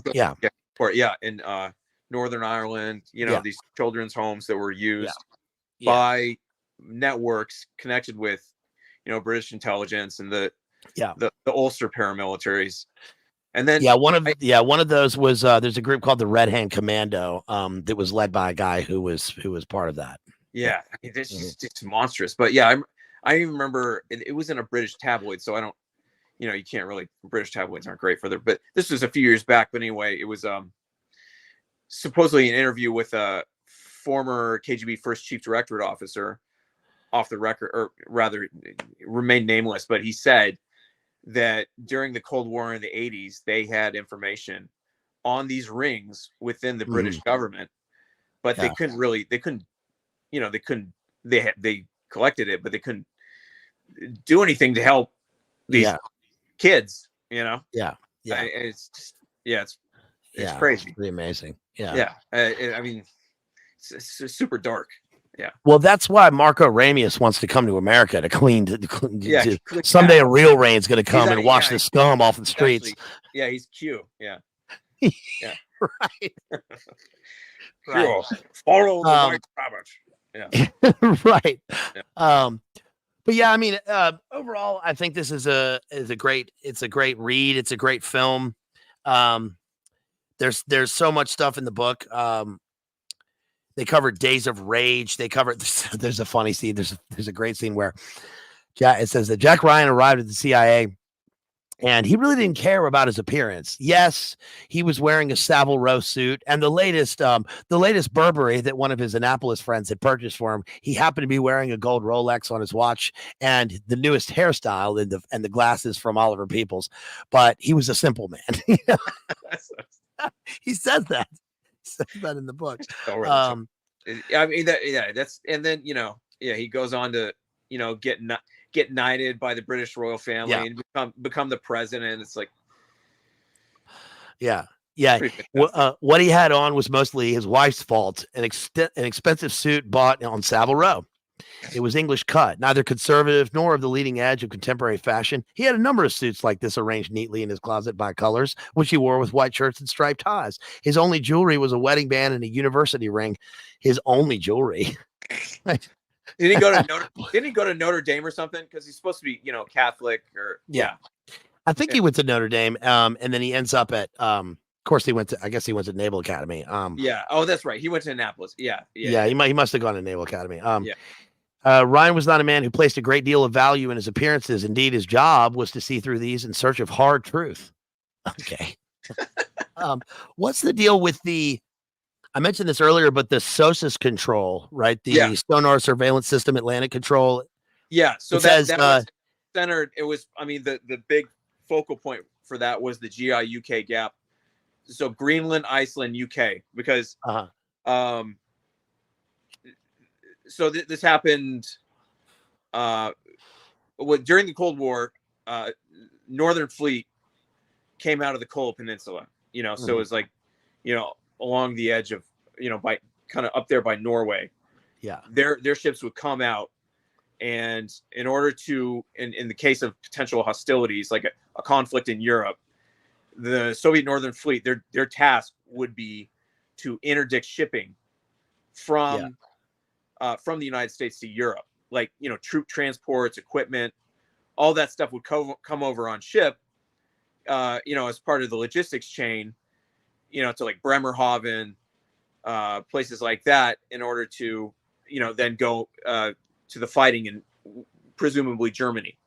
And so Northern Fleet subs and ships would cross through the GI-UK gap, and they're, you know, in a case of war, their job was to interdict that shipping.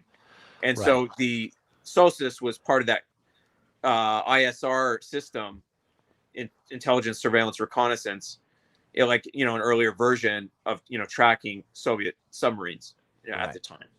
So yeah, the that drone book talked about one of the programs was that, you know, that they did during Vietnam was to drop listening. It's like that Frost Nixon interview. Were they wearing wigs? They were listening devices or hearing devices, and wigs. Right. But they were dropping. They essentially they did Operation. What was it? Was it Ranch Hand, where they destroyed the? No, it was. I always mix up Ranch Hand and the other one that they did. Market Garden. Yeah, it was Ranch Hand. When they did Ranch Hand and they destroyed the foliage, they defoliated Vietnam. Oh, okay, yeah. The book talks about how the normal way of looking at it is that people think it's to destroy the jungle so that it will bring the Viet Cong out and they can fight them in a sort of conventional sense. But that wasn't the purpose. The purpose was to defoliate it so they could put an electronic grid, like a dome system, an invisible dome system over Vietnam. And one of the things that the CIA tried was dropping electronic listening devices all through the Viet Cong trails. And it was fed into a central system, which had a computerized thing where they could discount some sounds. They could discount animal sounds. And they said it didn't really work, but it enabled them to do things for the future. And essentially that's, you know, part of what they do in warfare. Now they do it in urban cities in America now, in a sense, or we do this, you know, through our, you know, our listening devices now.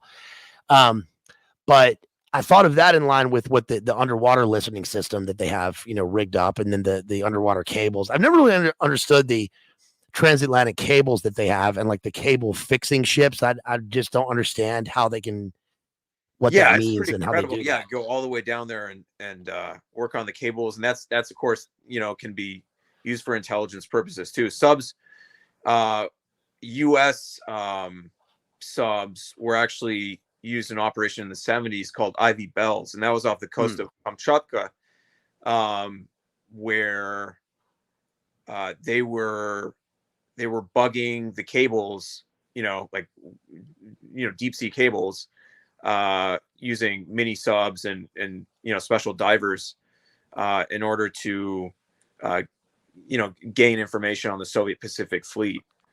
And that was in Soviet waters, so, you know, of course it was all, you know, clandestine, but that was compromised by another spy, by KGB agent of the KGB within the NSA, Ronald Pelton, who gave away that operation. So yeah, it's just, you know, it sounds like is Hansen the guy that they covered in that movie Breach? Hansen was the FBI guy, wasn't he? Yeah. It was. There's another guy mentioned in the book, this guy who goes by the name Cardinal, who is the guy who they never really mentioned him in the movie. It's sort of, I'm glad they didn't, because it would have been more exposition. But when he takes the pictures to Jeffrey Jones and he shows him the sub being built, it was Cardinal who sent him the pictures. All right. Yeah, it was supposedly like supposedly taken by British intelligence asset. Right. Yeah. I mean, you'd have to have that. That's a major intelligence coup to be able to do that. But I think Clancy wrote another book called Cardinal of the Kremlin, which was, oh, that's right. I don't know if that's supposed to be the same. That must be the same guy. Yeah. Right. I can't remember. So do they still, I mean, because, you know, technology in one sense is advanced so far, and in the other sense, you know, you get drop calls and your Wi-Fi breaks down. Do they still have, I know that there's the sort of global listening system for subs, you know, and how are you going to track subs? But is this sort of obsolete now? Is this all just now satellites and AI and? Yeah, I don't know. That's, I mean, because I'm sure AI probably plays, a substantial part now in the analysis and like coordination surveillance. But I think it's still, I mean, they're still going out there on patrol, both sides, and so is the Chinese Navy. Right. The Chinese still have a way to go as far as getting to the level of, both Russia and the United States have top-notch submarine services. Chinese, it's kind of a matter of, time and acquiring the, proper technologies, and like it takes a long time to build, a competent Navy. Is my general knowledge. Do you think that in the future, I mean, because there was a weird time where with the ending of the Cold War and the selling off of arms, and then we had, Clancy with Sum of All Fears and backpack nukes and Coke machines and all that sort of thing. And then we go into the war on terror, where we end up just, of course we have there's the attempted, or there is the new Phoenix program. There's technological stuff. There's drone warfare. But then that's like juxtaposed against the just continuous door breaching, and then it seems like conventional forces are obsolete in those terms when you're in a city street with a squad, and there's no more set pieces like on a chessboard of tank divisions. But now when we're considering war with major countries who can defend themselves, it seems like the navies are being built up again, the missile systems, hypersonic missiles. So where do you think this is going in the future? I mean, and especially like regarding Iran and all this stuff.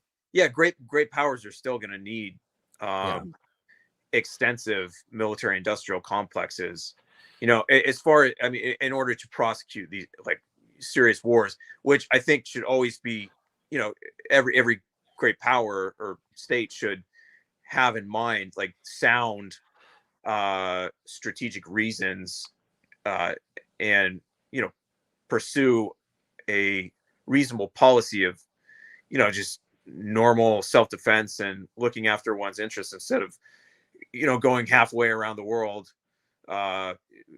overthrowing governments or starting wars on other continents or whatever.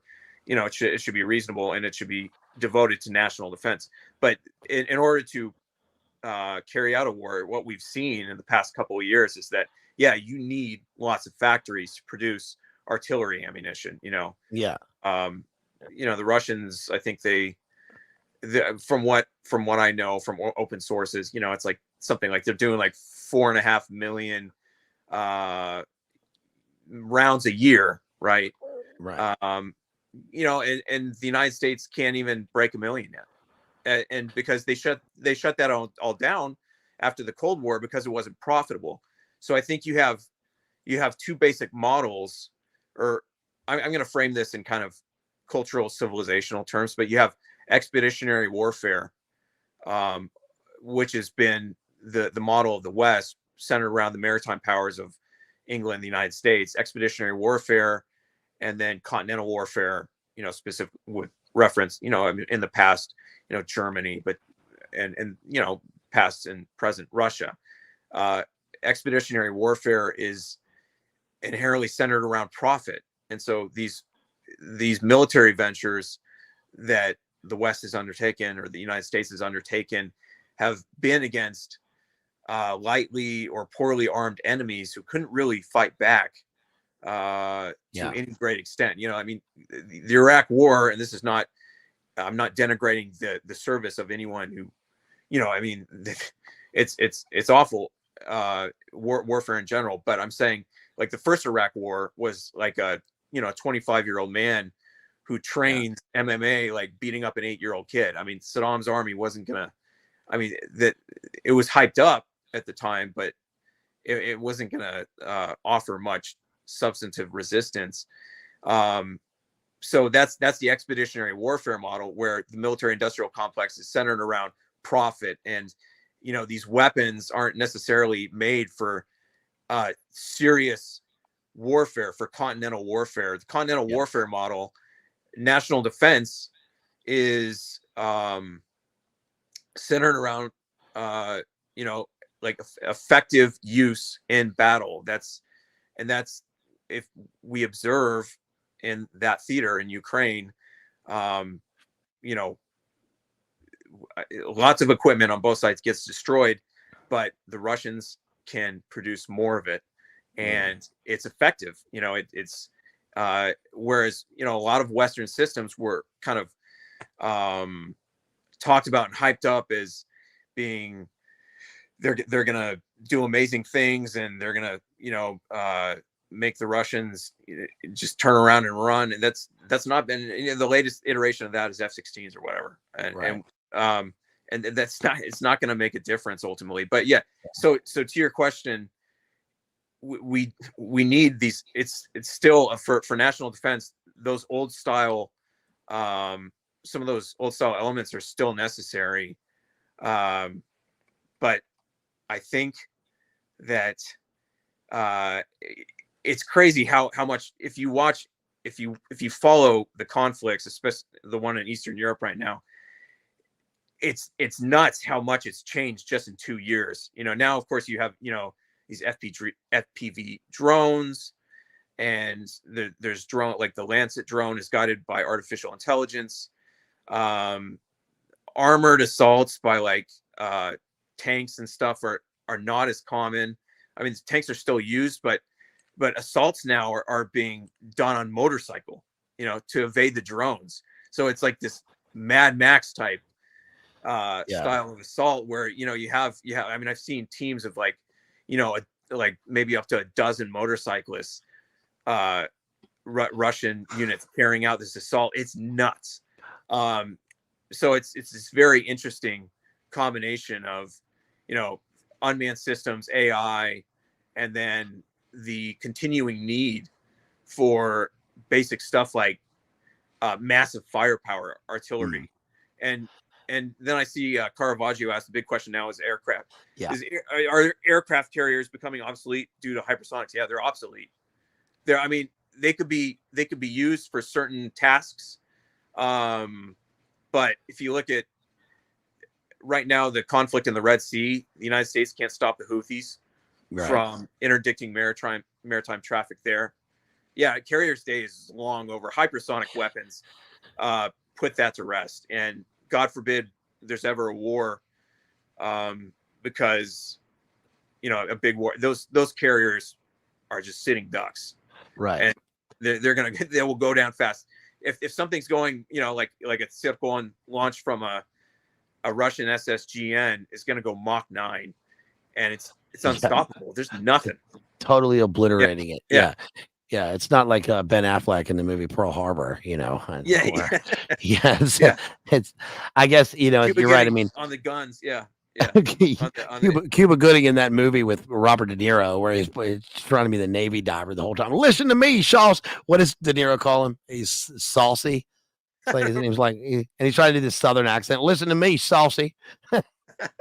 I was like Cape Fear. He did the Southern accent too. Yeah. Counselor. If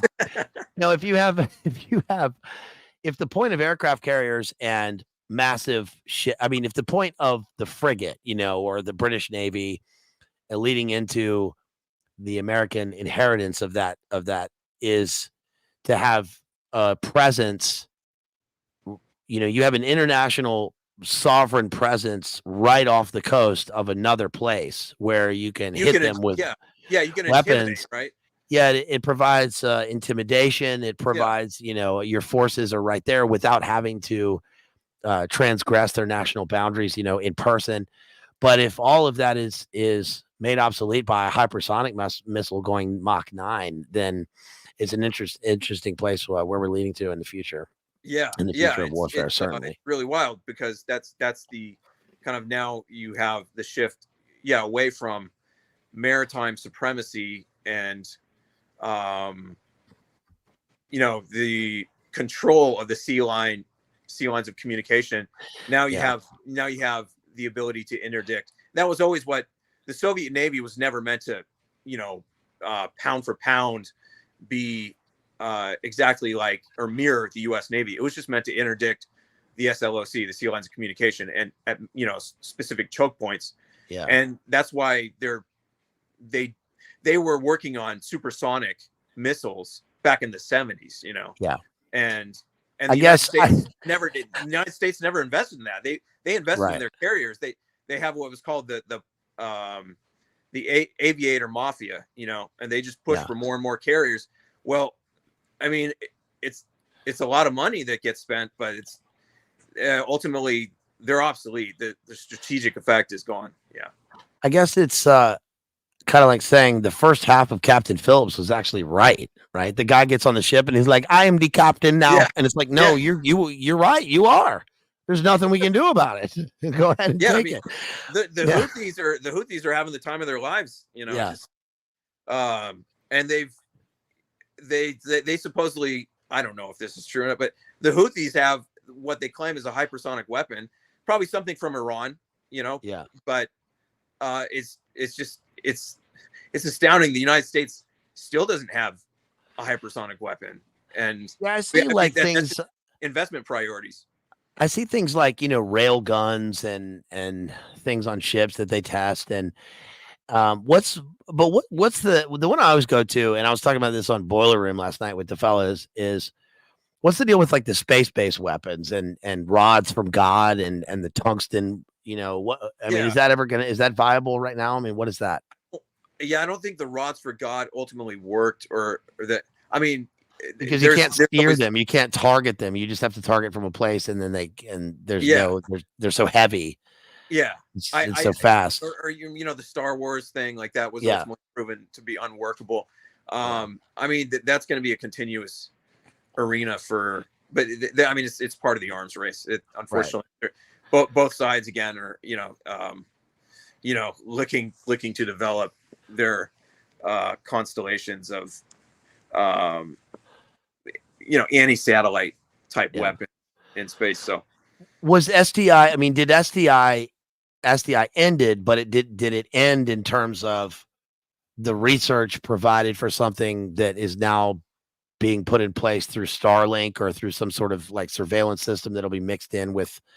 I mean, did it really end, or? Yeah. I think. I mean, it's a good question, because other systems, of course, both civilian and military, kind of follow in their stead.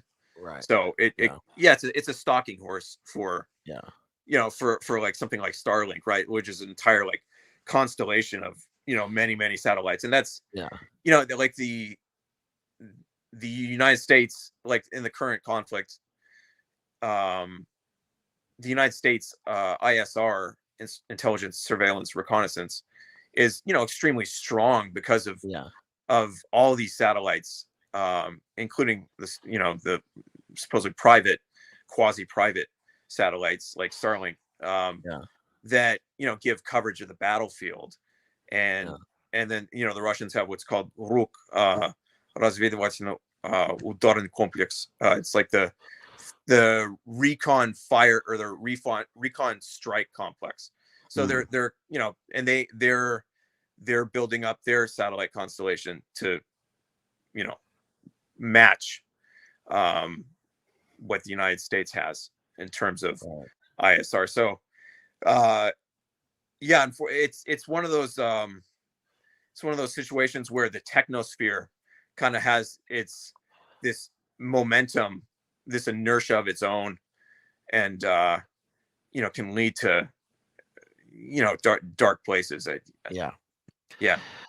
Well, anything else you want to say about Hunt for Red October as a final statement before we get to super chats here? And I think I've kind of went through what I wanted to say. It was, I mean, again, great movie I well shot. I loved it as a kid, and then you grow up and you see some different angles of it too.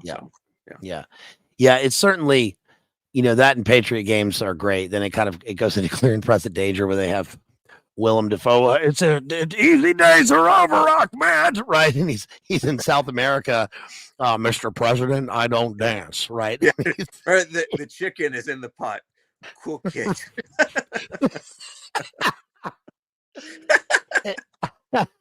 At least they with these they don't go into the normal trope of like with 3 Days of the Condor or, you know, some of the 70s things that still come out about, you know, the Russians have a sub, but it'll be great. You know, we can fix this as long as I can expose the information to the New York Times. Then it'll be all okay. Yeah. You know, at least it is self-contained within the military and intelligence system. I mean, Fred Thompson is great in the movie. You know, Senator Fred Thompson running the aircraft carrier. It's another one of these things in the movie where, you know, he lands on the aircraft carrier, and Fred Thompson has this great mix of being totally in control of the thing, right? He's, you know, there's an aircraft carrier, you know, people, you see it on a videotape from inside his quarters where like the guy's in the you know, he's in the Tomcat and he's like, pull up. And then, and so it's all kind of, we're there, but we're sort of still disconnected from it till he gets on the submarine. But there's a scene where, you know, he's in control of this thing. He doesn't trust the intelligence guy. And then he goes out onto the deck when the plane has just crashed. And he says, somebody's, you know, we can't have all these people so close together. This is what wars are made of, you know, where somebody's going to get us in a damn heap load of trouble. Right. So, but what I'm saying is like, we have a character who is in control, but who still realizes the dangers of the intricacies of what could happen. I think that's what makes it a strong movie. It's not totally overtly, you know, we're going to dominate and win. And we have this weird thing where, you know, Sean Connery is being chased by his own people. And the realities of that are so crazy in it, because when the ambassadorial scenes where the guy goes to visit, you know, Richard Jordan, and he can't confirm nor deny, you know, that the subs have all launched or whatever. And then he says, well, we've lost a sub. And then the guy immediately changes tactics. How can we help you? Yeah. But how can you believe that? The entire fleet has launched and they're going westward. So how do they know? And they actually answer that in the film. Like, you know, if this is going to happen, then we have to be prudent and launch our own people just in case. And it just so happens that the characters only sorted out as a matter of honor, that they can predict what the other guy's going to do. They've studied the enemy, and then they get down and they meet each other face to face.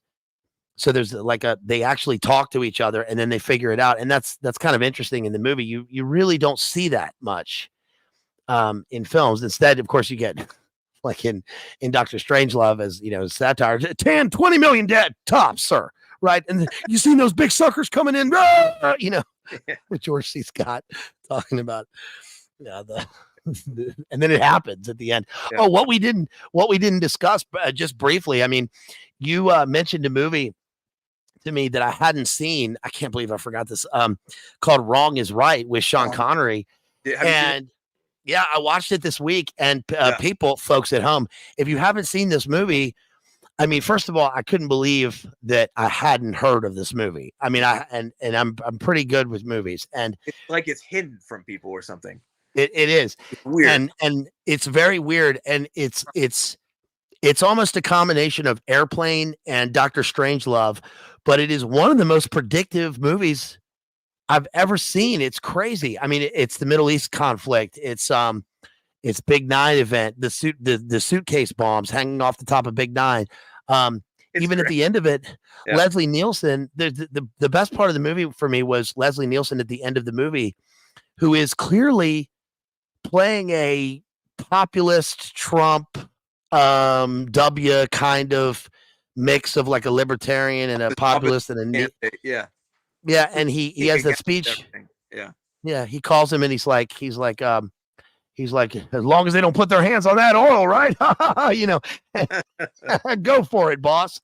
And also, you know, Momala is predicted in the movie. Momala Harris, you know, I mean, that alone was the viewers, you guys got to watch Wrong is Right. It's so revelatory. It's nuts. And the other weird thing is Wrong is Right. Was that taken from it's Macbeth. It's political sorcery. It's like black magic. You know, it's just inversion. Yeah.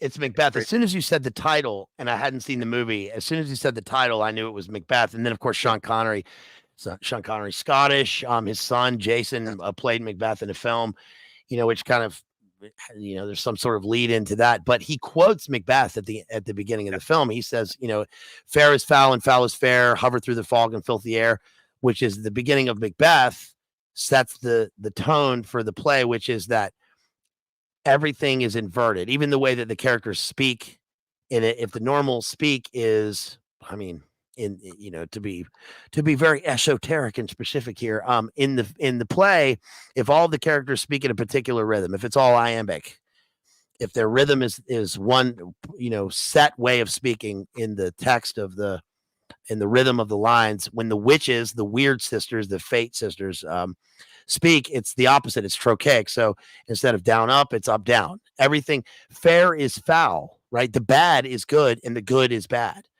So you're right. It's a kind of sorcery that happens at the beginning of the film, which is weird because the movie plays like it's a parody and then moves into satire and then moves into just reality. Yeah. Yeah. I mean, it's crazy. It's hyper revelatory. It's got WMD in it. It's got got it all. It's got these, the Middle East, like the Iraq, and it's got kind of a Gaddafi, Saddam figure, along with like a, kind of a Saudi king type, and just it's got Mossad agents running around. It's got spies working under a journalistic cover. It's crazy. I think the guy playing the Gaddafi character is the guy who plays the CIA Phoenix MK Ultra guy in that Steven Seagal movie, where Seagal is, they capture some Viet Cong, and the guy's like doing doing Phoenix stuff on him, and Seagal's like, I'm not part of this, man. I'm not part of this, however he speaks. And then he ends up coming back later because he's a CIA government agent. That's the guy in the movie that plays the Gaddafi character. And what's interesting about that is that the craziest part is that at the end of the movie, the last time you see him, you've seen him throughout, and he's doing the arms brokering and he's buying arms from the East German guy or whatever. And then they say, we got the arms. And the guy says, what bomb? What are you talking about? It's almost like we've seen the thing happen, but it's almost like an AI prediction or something, or a deep fake. Like this guy is just a total, he goes beyond just a puppet or some sort of totem bad guy to where can we even trust our lying eyes to what we've seen throughout the film. The demonization of Arabs, like they're flying through the air in New York and like in their robes and they just pull so crazy. There's like a Bader Meinhof woman in the thing, they're all doing S sides with the belt bomb, which is going to be the those, but but she's, they're all doing S side, but she's not, right? But she's still one of them training them, which is weird. And also the hot lady at the beginning, the journalist who played, when I saw her in the movie, I went, wow, this lady's really fine. And then I looked her up, and she's Donnie Darko's psychiatrist. Oh, okay, interesting. Yeah, and when I did analysis of that with Jim Bob, I said the same thing. Like, the psychiatrist is this older lady. She's not supposed to be so fine, but she is, and it was the same lady. Anyway, so that's a great one. You guys watch that movie, Wrong is Right, with Sean Connery. Very interesting because Sean Connery, usually does these Masonic themed movies. Man Who Would Be King and all these. So it was crazy to see him in that. You guys, let's look at some super chats real quick. Circle G dropped $5 and says, defectors. He says, defectors, there was troubled saxophone player settled in New York right on Hudson. Right. Was that the Robin Williams movie? Moscow on the Hudson. Yeah. That's so silly. Yeah. In Russia, you eat McDonald's. In America, McDonald's eat you. Right. Thank you for that, Circle G. Appreciate it. KF drops $5 and says, fun fact, the Red October was a famous candy factory in Soviet Russia. You can still see that name on some candy wrappers. I didn't know that. Yeah, interesting. Yeah. Cool. Yeah, that's the other funny thing about the movie. It begins with the script is in Cyrillic, Krasny, and then it's supposed to say Oktyabr in Russian, but it's spelled out in Latin script for some reason. Like, they didn't. It's like why couldn't they get someone from like DLI? They could hire a consultant from DLI, from Defense Language Institute Monterey, just come on set and like, you know, there weren't too many goofs as far they're only like text wise, but yeah, you know, they could. There was one cool thing they did with the translation, which is a difficult thing to do in movies. They did this in the film. Weirdly, the one that comes to mind is the 13th Warrior, which is the film version of the Michael Crichton book, Eaters of the Dead, which is the novel version of Beowulf. But in the 13th Warrior, you know, Antonio Banderas is he's the Arab traveler, right? Yeah, and he goes and meets with the Norsemen, and there's a great scene where he's a poet, so he's watching them speak, and he's not saying anything, and then he's just observing them all night, and then eventually we see their language transform, and so now suspension of disbelief, he's learned their language overnight, and he's speaking their language, which just becomes English for us.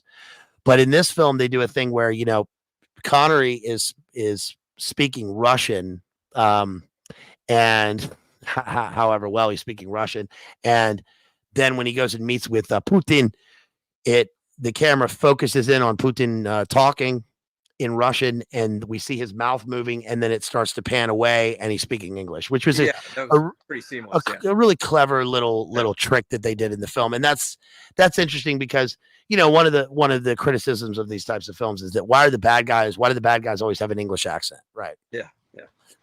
And this one, you know, they just went up straight up for the language. The reason, by the way, for the folks at home, that the bad guys always have English accents is because that's RP. It's standard received pronunciation. So it's like the global thing of having this as the understood language. It's kind of like having General American as the standard American accent that you hear on television, which is why, you know, news anchors often you hear them speaking and they're using their normal dialect, but then when they're on the news, they're speaking General American. They're sort of made to do that, so that they can, you know, it doesn't go too far in either direction in terms of the demographic they're watching, I suppose.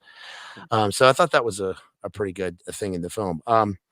Shouts out to Buster, who dropped $10. Shouts out to Buster, who dropped $10. Says Red October. Thank you so much on Venmo. Really appreciate that. Hey, shouts out to Real John Connor, who dropped $5 for a vodka martini shaken and stirred. Thank you so much, sir. Really appreciate that.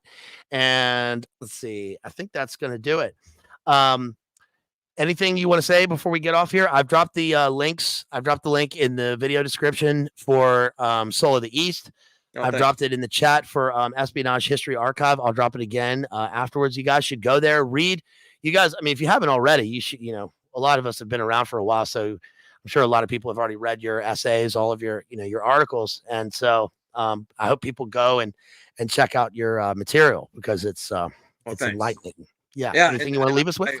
I love watching your show. It's awesome. So thanks, bud. Appreciate it. Yeah.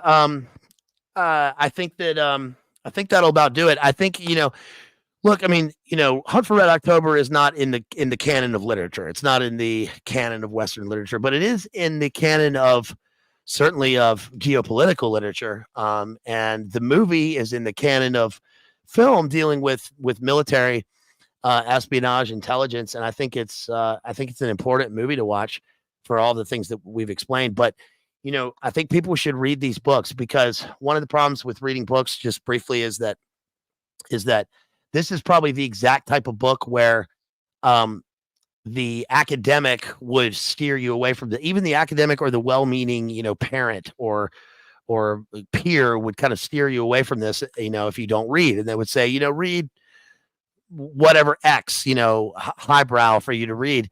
But the problem is that when you get books as presents for Christmas or whatever, they tend to go in the bottom of the stack. You know, people need to read things that they're interested in and that they find elucidating, that they find meaning in. And this, you know, is a fine place to start for really any age. So it'll lead you on to further discovery and reading. So I think people should do that. Yeah. Yeah. So novels. Yeah. Novels are great. You know. Yeah. Have you ever read Eric von Westbladder? No. Oh, okay. He writes interesting. Like the Ninja. Check out the Ninja. Okay. Yeah. It's from like 1980.